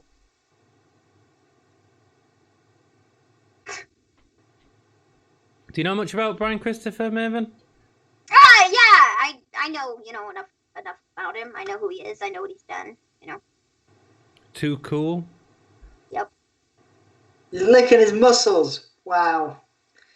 Licking the oil off his arm. I often do that to myself on an evening. Well, I've seen it, sadly.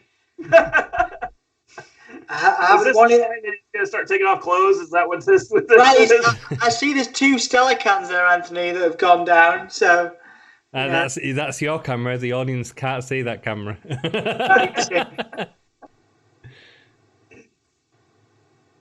Let's have a look at the questions. Why is Hawkins Stone Cold Steve Austin's shirt? I don't know, man. Biggest crowd. Yeah, I'd say King of the Ring more so than Royal Rumble, but yeah, King of the Ring is a yearly thing in the UK. Doesn't that write itself? Yeah. I mean, How many kings do you guys have in the American history? Well, it depends. Like the one we have that thinks he's king now is like, but other than that, just none. Do you actually have a king? No. They're making a reference to Trump, Anthony. Oh, president. You need to slow down on them Stellas, mate. No, folks, we do have a real king. We have a real king, King Clovis. He is a real king. Oh my God.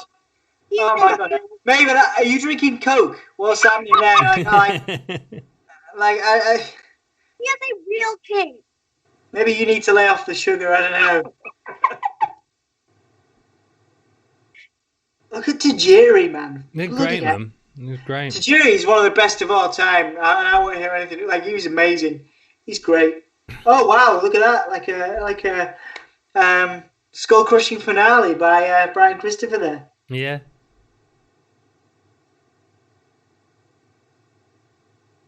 He had some faces, didn't he, Brian Christopher? Yeah. So did Jerry. Yeah. Bulldog? Well, where's the green mist, Tajiri? Come on. Where's the green mist? This might be before Green Mist. This is before the green mist. This is way before the green mist in ECW. They just panned to Jerry Lawler. I'm sorry, but that haircut. Whoever decided it was okay that he should cut his hair, just right there that was not a good move. You did that once, and it looked horrible. You did it yourself because you were like, my bangs are too long, and so you chopped off. You did the Jerry Lawler haircut, Mr. Gleam. Wow. I was like, what are you doing? I made you take off your hat and show everybody. And I was dying laughing because I was like, it looks so incredibly bad. It's like, let your child take scissors and just, give me a haircut, please. Except he did it himself. Oh, yeah, that elbow is amazing. I love that. The Tajiri elbow. Oh, yeah, man. This is real cool. Tajiri.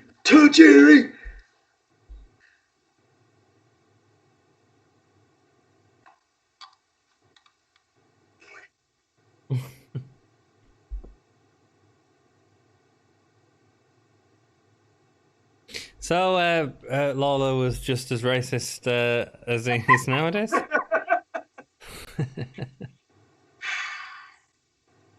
King Barrett's your king, apparently. Not many people said anything about it, though. No, well, back then they didn't, man. I mean, the stuff we listened to on pay-per-view is horrendous.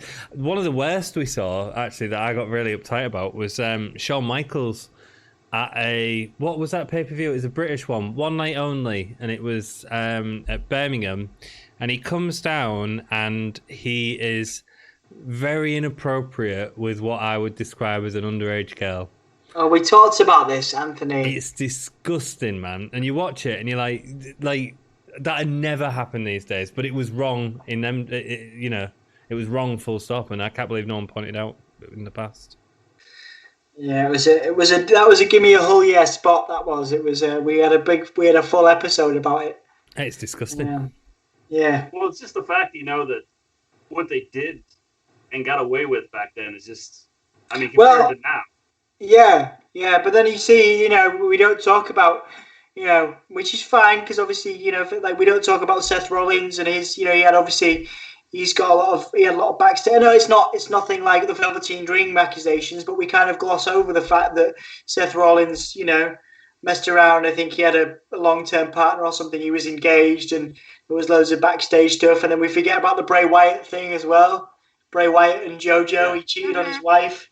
That all kind of gets, and that's fine. Obviously. There's a slight difference between all that and sort of stuff that would be classed as illegal. Well, there's a lot of difference. Yeah, there is a lot of difference. But, yeah, you're right. Jack says gold dust. Say again? Jack said gold dust. I'm assuming a lot of the stuff Gold Dust did. No, because it was tongue in cheek, but he wasn't. The problem I have with the Shawn Michaels thing is it's him invading a fan space and whether they were happy with it or not. The Gold Dust was just an outwardly of a character. It wasn't actually doing any harm to anyone. Mm-hmm. In crowds and stuff. Yeah. Yeah. That was epic. Jack says Seth doesn't deserve Becky. Well, if James comes and catches our chat, he'll be saying exactly the same thing. No, James has got a busy night with his wife tonight, hasn't he?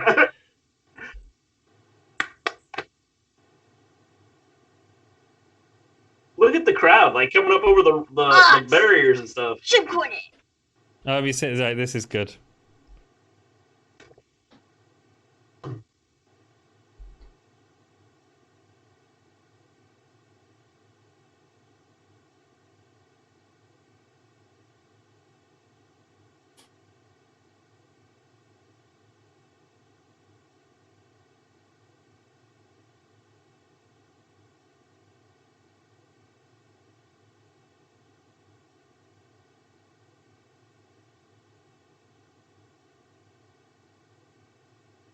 This is interesting. I'm talking about WCW and ECW openly. Yeah. But he was the guy that funded for the steroid trial. This is This is a classic example of WWF using their platform.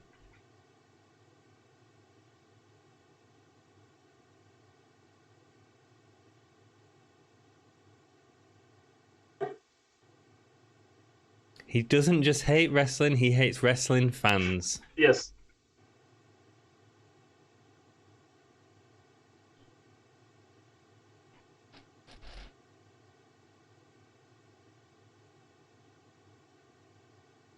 It's pretty surreal. It's using TV time to fight their own lawsuits. It's great. Yeah. But you wouldn't do this now. Like you wouldn't see any. You wouldn't see. No. It's really interesting because you would not see, anybody on TV. If anybody mentioned even passively or even alluded to AEW, Vince McMahon would blow a gasket. Yeah.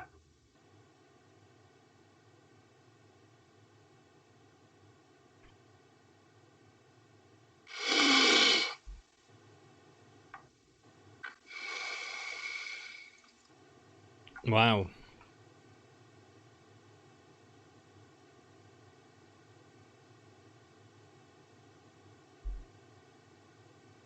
Because you haven't had a breath in the last 3 minutes. That's why you're mad.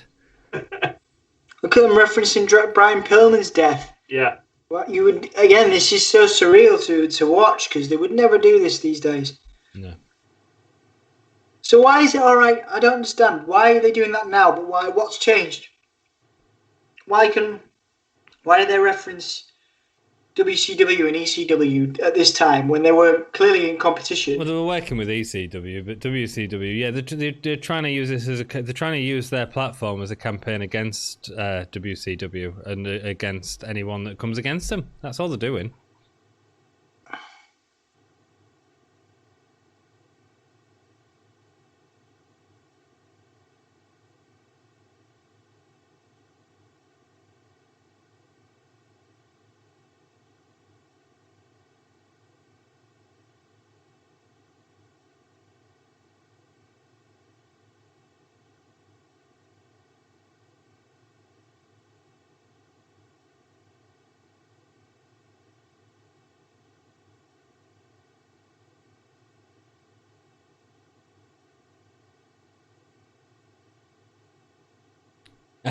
And here's the stipulation at the end. That is my opinion and not of any of the company that I work for. That's fascinating, isn't it? Yeah, that's pretty surreal. It's fascinating. The ironic thing is it was probably Russo that wrote that for him. And there he is hating Phil Mushnick, and now he hates Russo. Yeah. Fascinating. What do you guys think of that awesome promo in chat? I mean, it is awesome, isn't it? Cornette can just spiel stuff out so easily. Well, I think after listening to some of his podcasts, I would say that was probably him speaking. See, I think that was probably more he wrote that, and that was something, and they just let him do it. He's so passionate about the business, and when somebody comes after, the business as a whole, he gets very defensive and wants to defend his beloved business, and this is what he wants to do, and just wanted to do, and that's what his career has been based off of. So, I mean, can you blame him for being so, Yeah. passionate about which is why I think he probably mentioned WCW and ECW and You know, the fact that this guy's attacking wrestling and wrestling as a whole, and so let's all go after him on our program, and I won't say that it's any of the company views. It's just my views. Yeah, brilliant. If I had a bucket, I do have a bucket list. I've been lucky enough to interview, like, Ric Flair, Kurt Angle, different people. But Goldust, Dustin Rhodes, man, he's on my list. He's on my Mount Rushmore of wrestling interviews to do. Is this man? Have you written to him? I have tried. Have you done it in the last 2 weeks? If he's watching this, I don't know if you saw on our channel the other day, guys. We had a great interview with Nathan Cruz, and we have a secret interview later this week with next week, yeah. Next week with someone who you'll definitely know from the wrestling world. Well, fingers crossed. We'll see. Make it happen, baby. Yeah, right, I'm going to go for a quick loo break for a moment. But we can do that. I've been holding it in. Well, yeah, no, look, dude. Like, if you need to, this is Saturday night, Saturday chilling with your friends. We've got like a whole other podcast to like fill in while we're not here. Why couldn't you go to the lavatory? I've been like holding it in. Like I gotta wait. All right, okay, you go first. Can I make another cup of tea? Why is Wrestle Story not good enough? Do you think we're both going to leave and Wrestle Story are just going to start like taking over? I don't trust them pesky Wrestle Story folk. Oh, I don't know. No, it's cool. Yeah, man. What do you guys think of Goldust? I think he's super cool. I think he's had a very decorated career. He's had, one of the best careers that you could possibly have. He's done amazing. He's done everything. Yeah, like it's Dustin Rhodes overall. Just everything he's done and the way he's transformed characters and gotten them over. It's just been amazing. So, do you think he'll be back to going to the WWE Hall of Fame or not? I think he should be put into the WWE Hall of Fame. I 100% think he should be. Now, whether WWE's going to be petty and it's like, you went to another company and blah blah blah blah blah, and it's a matter of if they're going to be all petty about it or not. Yeah, it could be a number of years, couldn't it? 5-10 years, something like that. I think AEW is too kind of fresh in the mind of Vince at the minute. Yeah. One thing I don't understand, I know Anthony was watching AEW this past week. The previous week, because obviously you're like proper professional and you cover everything, which is awesome. Is his career over now because he lost to Lance Archer? Because previous week he said he would lose if he lost to whoever it was, that he would Kip Sabian, that he would retire. Yeah. So is this now the end of his career? I don't think he said anything about the Lance Archer match. Kind of like if he loses it, he's like going to be done after that. But I mean, I don't know, man. I wouldn't be shocked if he took time off. Yeah, maybe. Yeah, you're probably right. You could probably do with a little bit of a break. I read he was trying to get into he's trying really hard to get into more acting stuff. I think he's on like a Netflix series at the minute, so maybe he's going to try and do a bit more of that. Yeah. Is he Fairload or fired? I assume he's Fairload. What, Goldust? Oh, I thought he was on about Lance Archer for some reason. Oh no, we're on about AEW have pre-taped everything until the next pay-per-view is in May. I think we're in May now. No, they're live this Wednesday, guys. They're doing live. Yeah, they're live this week. They had stuff pre-taped, but they're doing it live this week since they're essential, so they can they can go be live now. So they're gonna do that this week. Cool. Yeah, no, we were just discussing whether Goldust is going to go into the WWE Hall of Fame, and and also the question was, because obviously he had that stipulation with Cody for the match with Kip Sabian, was that the plan for the Lance Archer match, which he lost this week? No, I don't think so. But I quite liked how they made give the Kip Sabian match a few more stakes. I thought that was quite interesting. Yeah, I wanna put a little shout out to Savio Vega. I was flicking through the channels. So there's not a lot of, you obviously get your AEW in the UK and you get your WWE, and they've got contracts. I think it was MLW. Yes. That has a contract in the UK with a TV station. And I was just flicking through.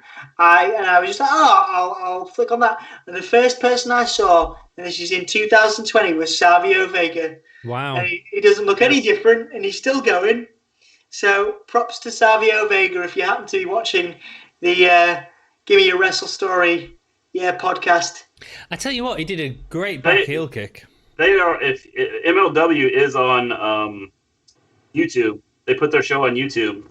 There's maybe it's not MLW then. I might have to look that up because there was an actual on our sort of Freeview sort of channels.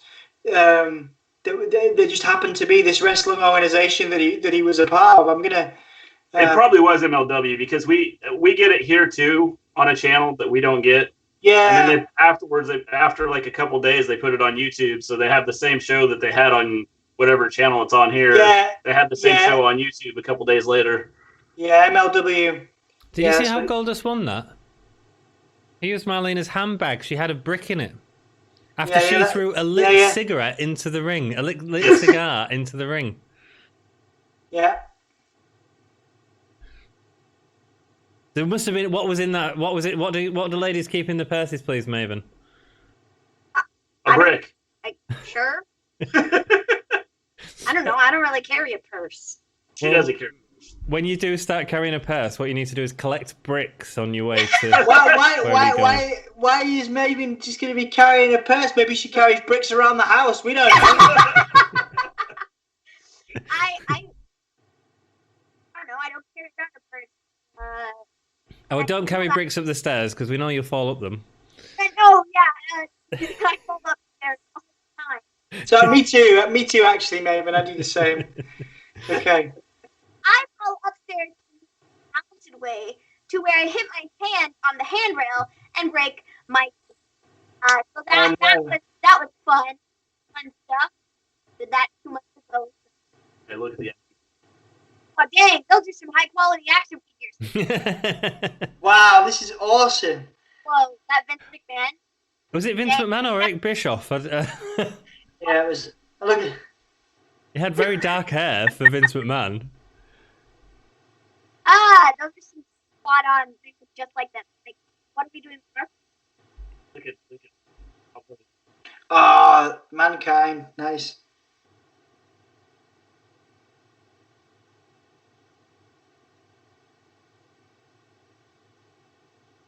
Well, I assume this is our main event for the evening. Because I had that. Triple H, DX starting off the show, finishing the show. That theme song, that gimmick, just like the full, Hunter Hearst Helmsley story, Before he was Triple H, yeah. Triple H, Yeah, this is in that sort of weird transitional period between Triple H, DX, and.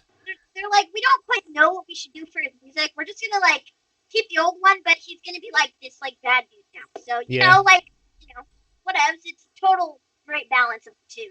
It's fascinating, isn't it? It's mad. 1997 King of the Ring. He was. I don't really remember that one, Dom. We only watched it a year ago. Yeah. Oh man, it all blends into one. It does. It really does. Let's check the comments. Sorry, Jack. I know you've been writing loads of comments, dude. Thanks, dude. Yeah, no, thank you for joining us. Thank you for everyone that's joining us on chat. And for those of you that are watching it later, we're just... Oh, Kurt Angle theme music. Have you noticed that, Maven? Yeah. I was just literally going to say that. Yeah, man. So that was the Patriot. The Patriot used to have Kurt Angle's music well before Kurt Angle had it. He was like, what? Angle in 97? Yeah. They've just Rick Rude's just put coffee in the eyes of the Patriot and slapped him with the briefcase. My word. I mean, the Patriot was main eventer. Didn't he main event one night only? Yeah. Against British Bulldog, you know? It's mad because he wasn't in WWF for long. Yeah, Here comes Sergeant Slaughter. Commissioner Slaughter, the commish.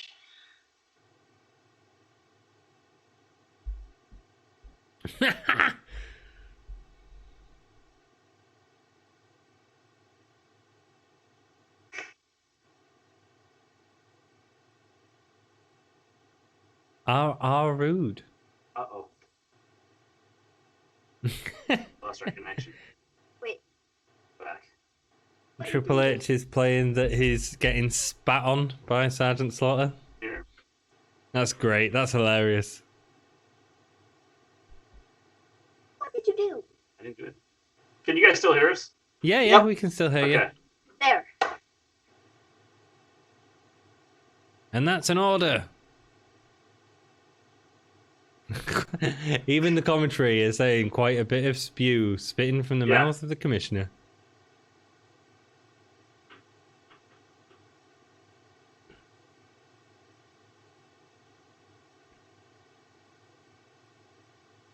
Because Triple H had a match, didn't he, with Sergeant Slaughter around this time, Dom? Yeah, there was a feud. It was awful. It's always good. It's like Hogan, you know. If you put him in the ring, people will watch it. Mm. Look at them; they're like children. Jack says, "Wow, the spit."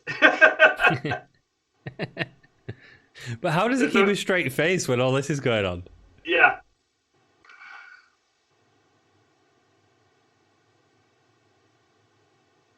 I think that was bleeps out.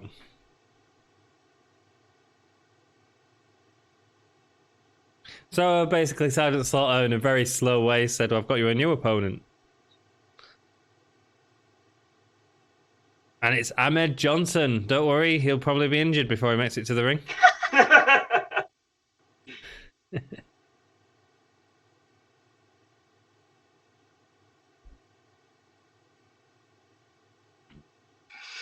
Jack says, Oh man!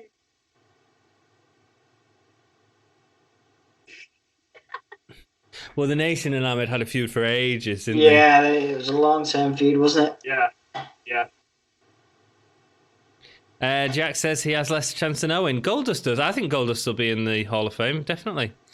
Ascension and Floria, NWA, a brick in a purse. Yeah, that's what ladies carry around in purses.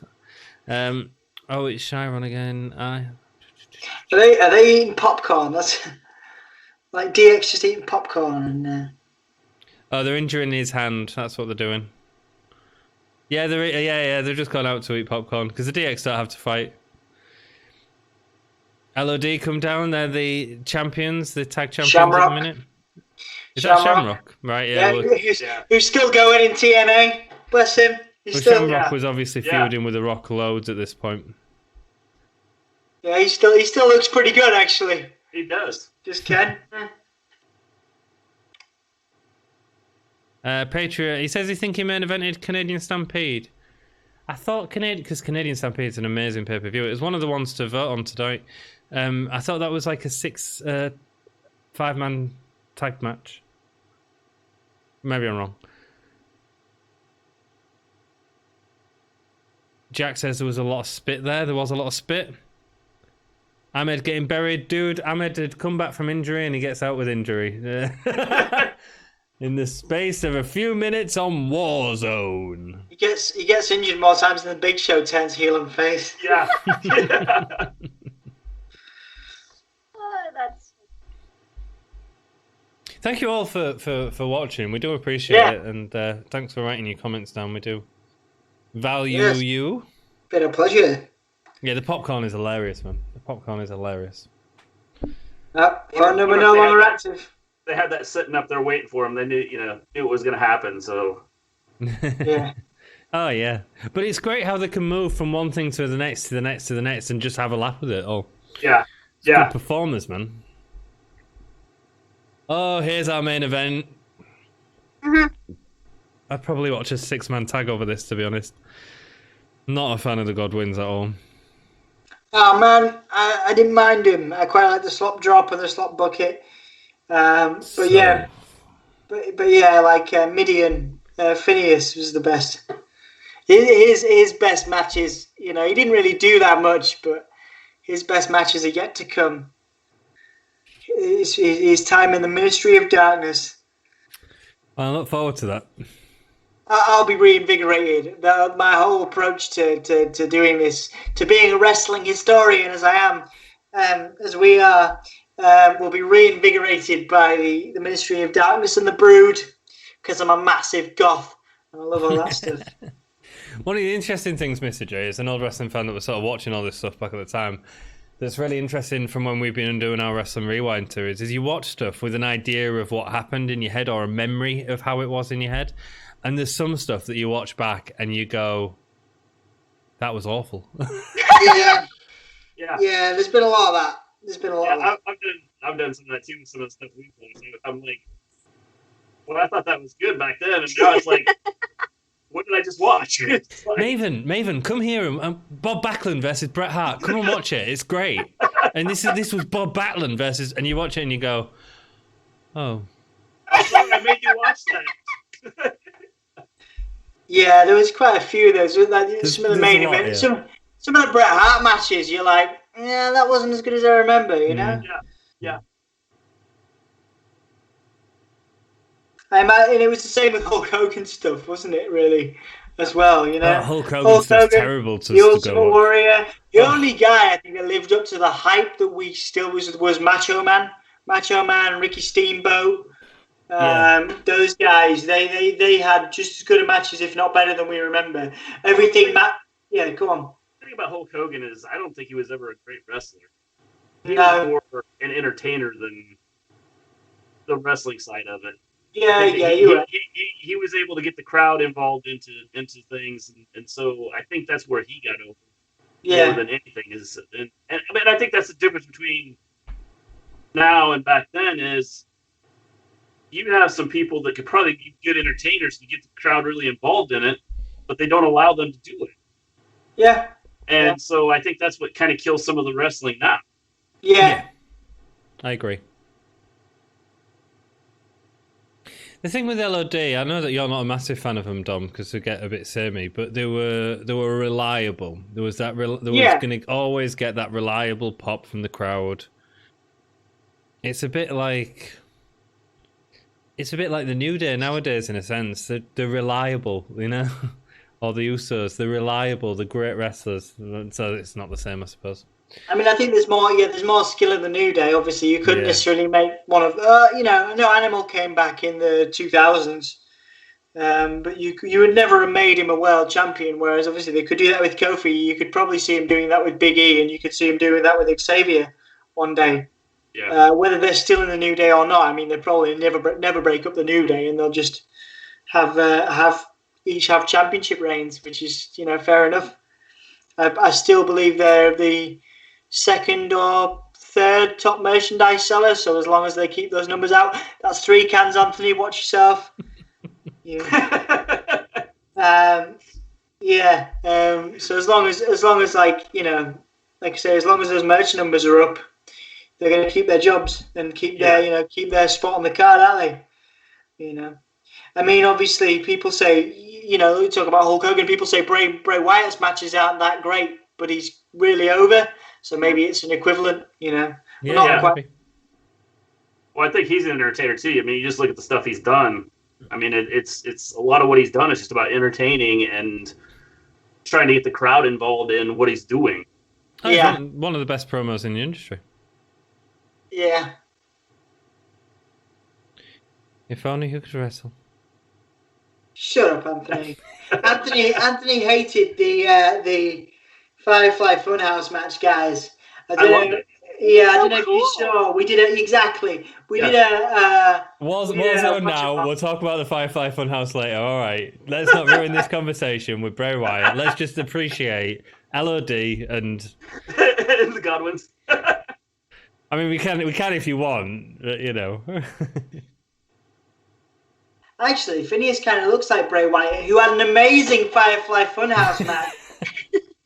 It was so cool. How can you not like? How did Exactly. You not like How can you not like that, Anthony? It was so cool. It was awful. Sorry, a match? Don't you have to have a ring bell to start a match? It was a 3 count. That was a 3 count. It was a 3 count with no ring bell at the start, so it doesn't count at all. It was a great. He's the best promo in the industry. He really is. You know, Firefly Funhouse, anything can happen. Say again. Through the Firefly Funhouse, anything can happen. Exactly. Yeah.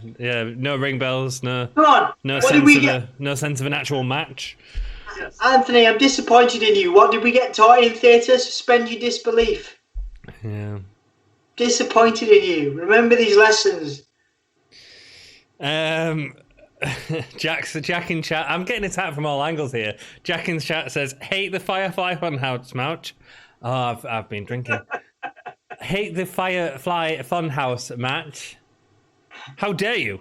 Well, at least he agrees with me on that, and he's gonna stop. He's on about you being the prettier one of us, and I'm disappointed in him. I can't help what people are writing in chat. Speaking of people writing stuff in chat, Observing Stuff has joined us. He said he's sorry he's late. Dude, it'll go up on the channel. You can watch it with us. We haven't really talked about the... Welcome. But Wrestle Story have done like a whole interview that Dom conducted with them that was fabulous at the beginning. Yeah, the main event. It's a bit of a weird one, isn't it? Because it's been such a good Raw until the main event that's a little bit lackluster.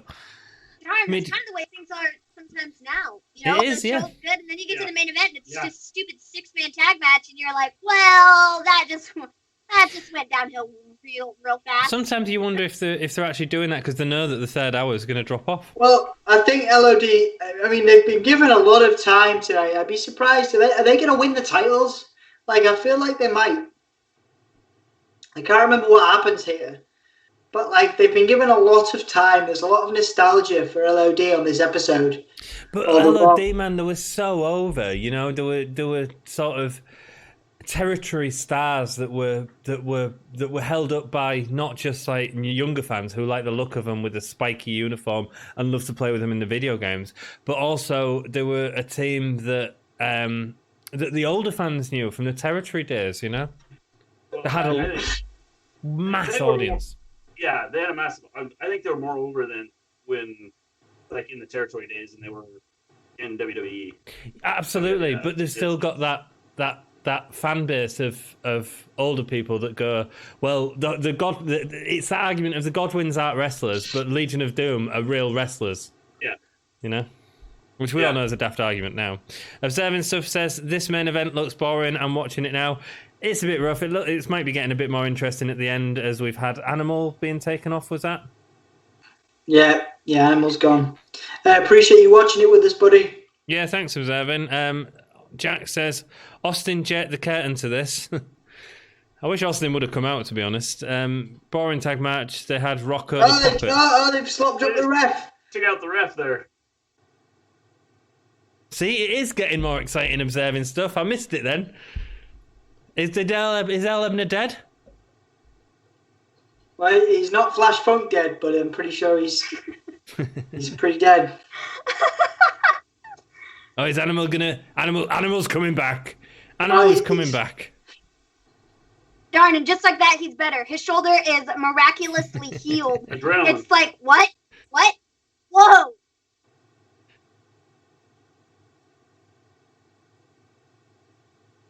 Here we go. We're getting the Doomsday device. No. Who's that? Who's the manager with him, Dom? Cletus. Cletus, was it? Yeah. Right. He won a lot of the pay-per-views, though, was he? No, I don't know. I've not seen this. Yeah. But there's the horseshoe. The horseshoe in the face of Phineas. Cletus gets clotheslined. Oh. Oh, no, it was Henry that got the horseshoe in the face. Pile driver. That'll kill him because we never see that move anymore. Must be dangerous. All right. Oh, there's a modified. Yeah, they are. You see, there you go. I knew it. They wouldn't have done that. They wouldn't have done all that stuff. Well, a pretty poor match, but a good ending. I think I got into it more at the end. Nice modified Doomsday device. It's good.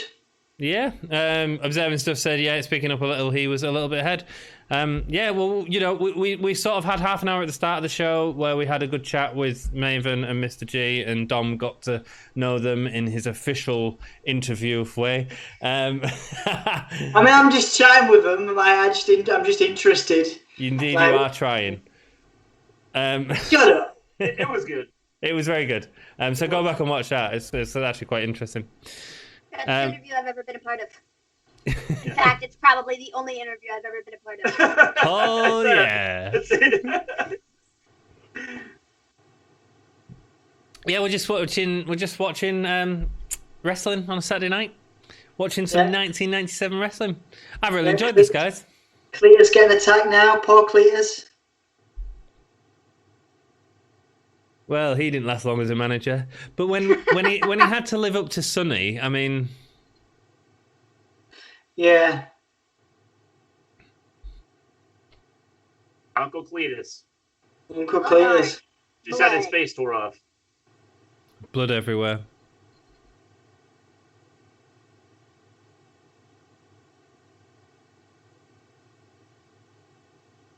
And it looks like we're going to be ending in a few seconds.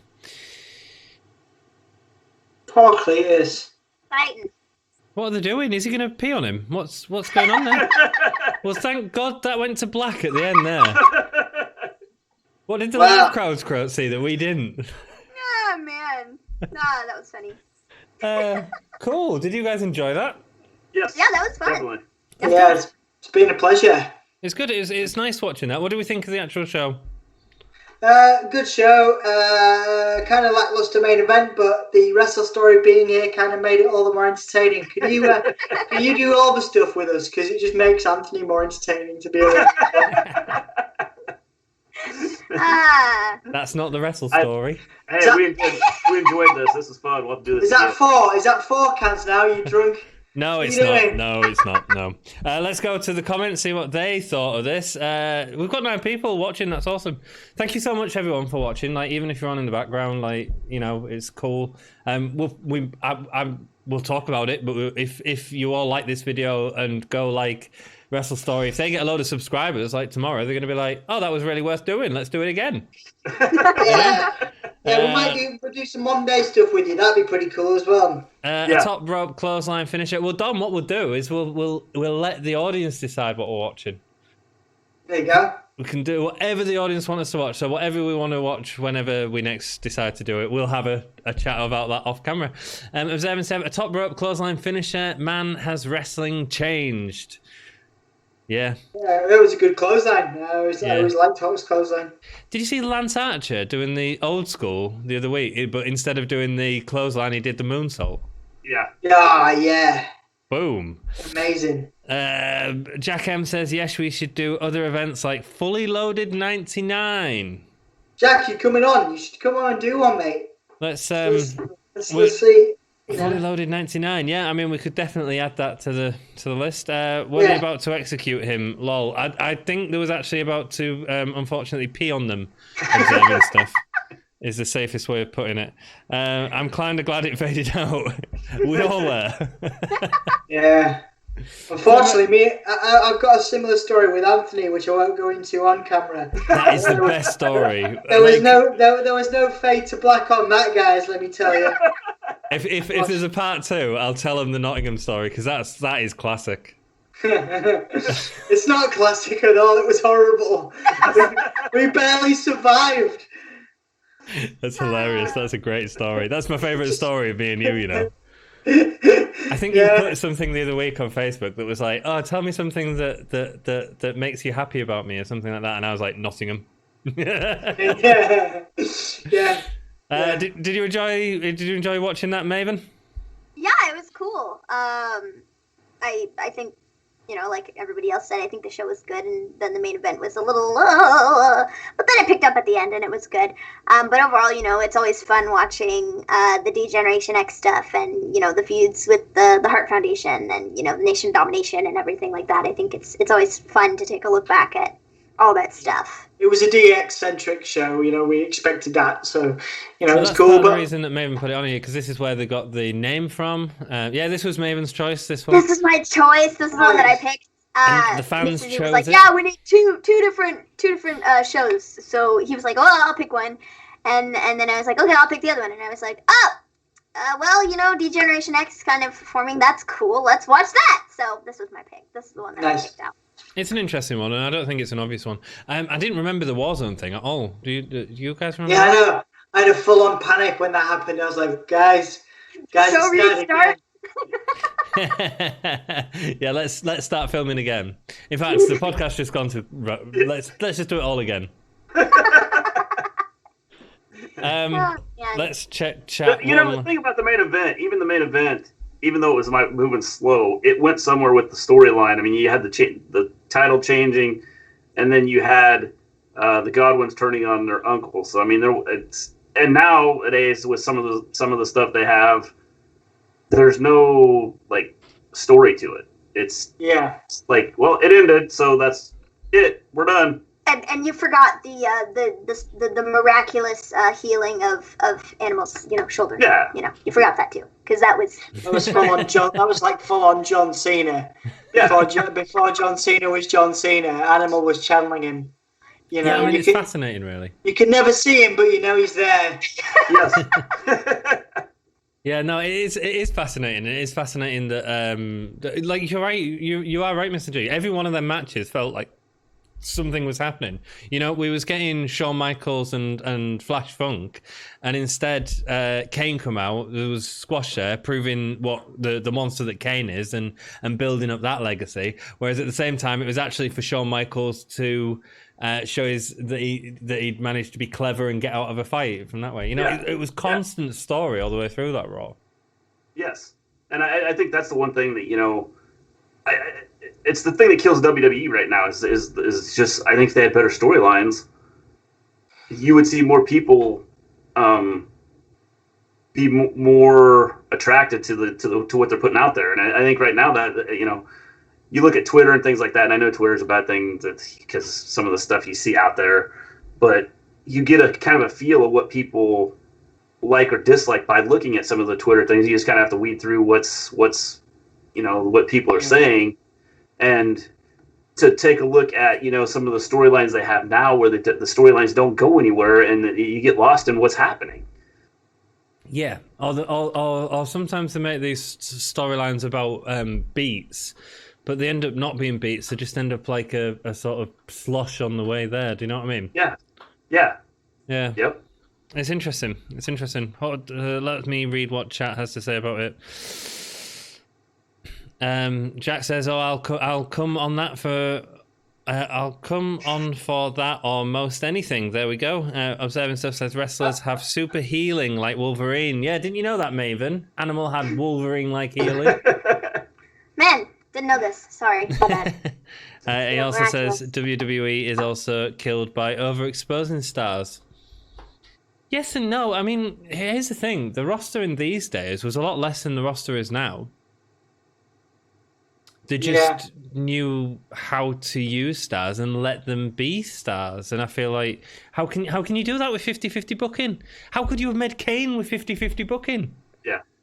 You know, I agree. You know, the same with The Fiend, you know? How do you make The Fiend with 50-50 booking?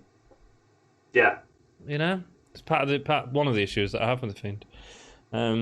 Cool. Do you guys want to chat about what else? Well, I've had a great time. I've really enjoyed spending time with you guys. I think I'd like to do another one or two or three more of these at some point. So we'll do another Twitter poll and see what people want, I guess, from our little collaboration. I'm quite excited. Sounds good. We've enjoyed being on your show. Yeah, it's so fun, you know. Yeah, man. Getting to talk to other people that, you know about wrestling, that are like actual people, you know, like, you know, people. Yeah. It's like cool, you know, because Twitter goes so far. Twitter's cool. Jack says. Twitter's cool, and I love Twitter, and it's awesome. But like, you know, talking to some of the people that, you know, we talk to all the time, it's so cool. Like getting to, you know, Yeah, it's a see you pleasure. guys and actually talk to you, in person. It's really cool. It is really cool. It's a wonderful world we live in, and thank you very much to everyone else for watching. Thank you. So for those of you that are joining us now that weren't here at the beginning, this is the Wrestle Story, our very special guest. They run a wonderful podcast that I'm a massive fan of and Dom's a massive fan of. And part of the reason for that, and part of the reason why I think it's so interesting to get you involved in stuff like this, is because me and Dom are the same age. We've got a lot of differing views about stuff. But you guys are a father and daughter doing a podcast where you've got a dinosaur in Mr. G versus the youth. Dude, stop that! Stop that! I'm trying to come up with your tagline. He looks all right. younger than you. I know he does. I know, but it's true. So I'm so sorry. He's had a few. So the point is. He's drunk. I'm sorry. The point is, it's a fantastic podcast because they give you two different points of view, and so please go and subscribe to them if you are watching this later on. Really, hey Anthony. Yo. Hey Anthony, where do we get our merch from? Where do we get our merch from? Yeah. Well, I got it in Bad Wolf Gaming. I don't. Yeah. Where do we get it from online? Can you get it right this time? Oh no! That's over 18. Let's not go there. Where do you get merch from? Redbubble. There you go. Absolutely. Well done. I was trying to catch you out. Maven, take your headphones off 1 second. It's fine. Yeah. Mr. G, I said I was supposed to say Redbubble, and I said the name of an over 18 site instead. Yeah, it's terrible. It's terrible. And you can go back, and that's actually on the video. Now I try and catch him out, especially if he's had a few beers. So just to embarrass him again. But yeah, no, it's been a pleasure. Yeah, thank you so much, guys. We look forward to seeing you next time. And stick around for our end titles as well, because Matt Hardy's going to say ta-ra to you all. Thank you so much for joining us, guys. We really appreciate it. Yeah, Wrestle Story. Give us a whole yeah. Oh, yeah. I like the fact that Maven looks at her dad and go, whole yeah? What? Maven's the one who always has something to say, so it's amazing, you get her to, not say anything. It's amazing. This doesn't happen very often. It's only happened a couple times. I know. It's only happened a couple times. Until next time, give us a whole yeah. Oh, yeah! Cheers for watching, everyone. This is Broken Matt Hardy. Thank you for watching the Gimme a Whole Yeah Wrestling Podcast.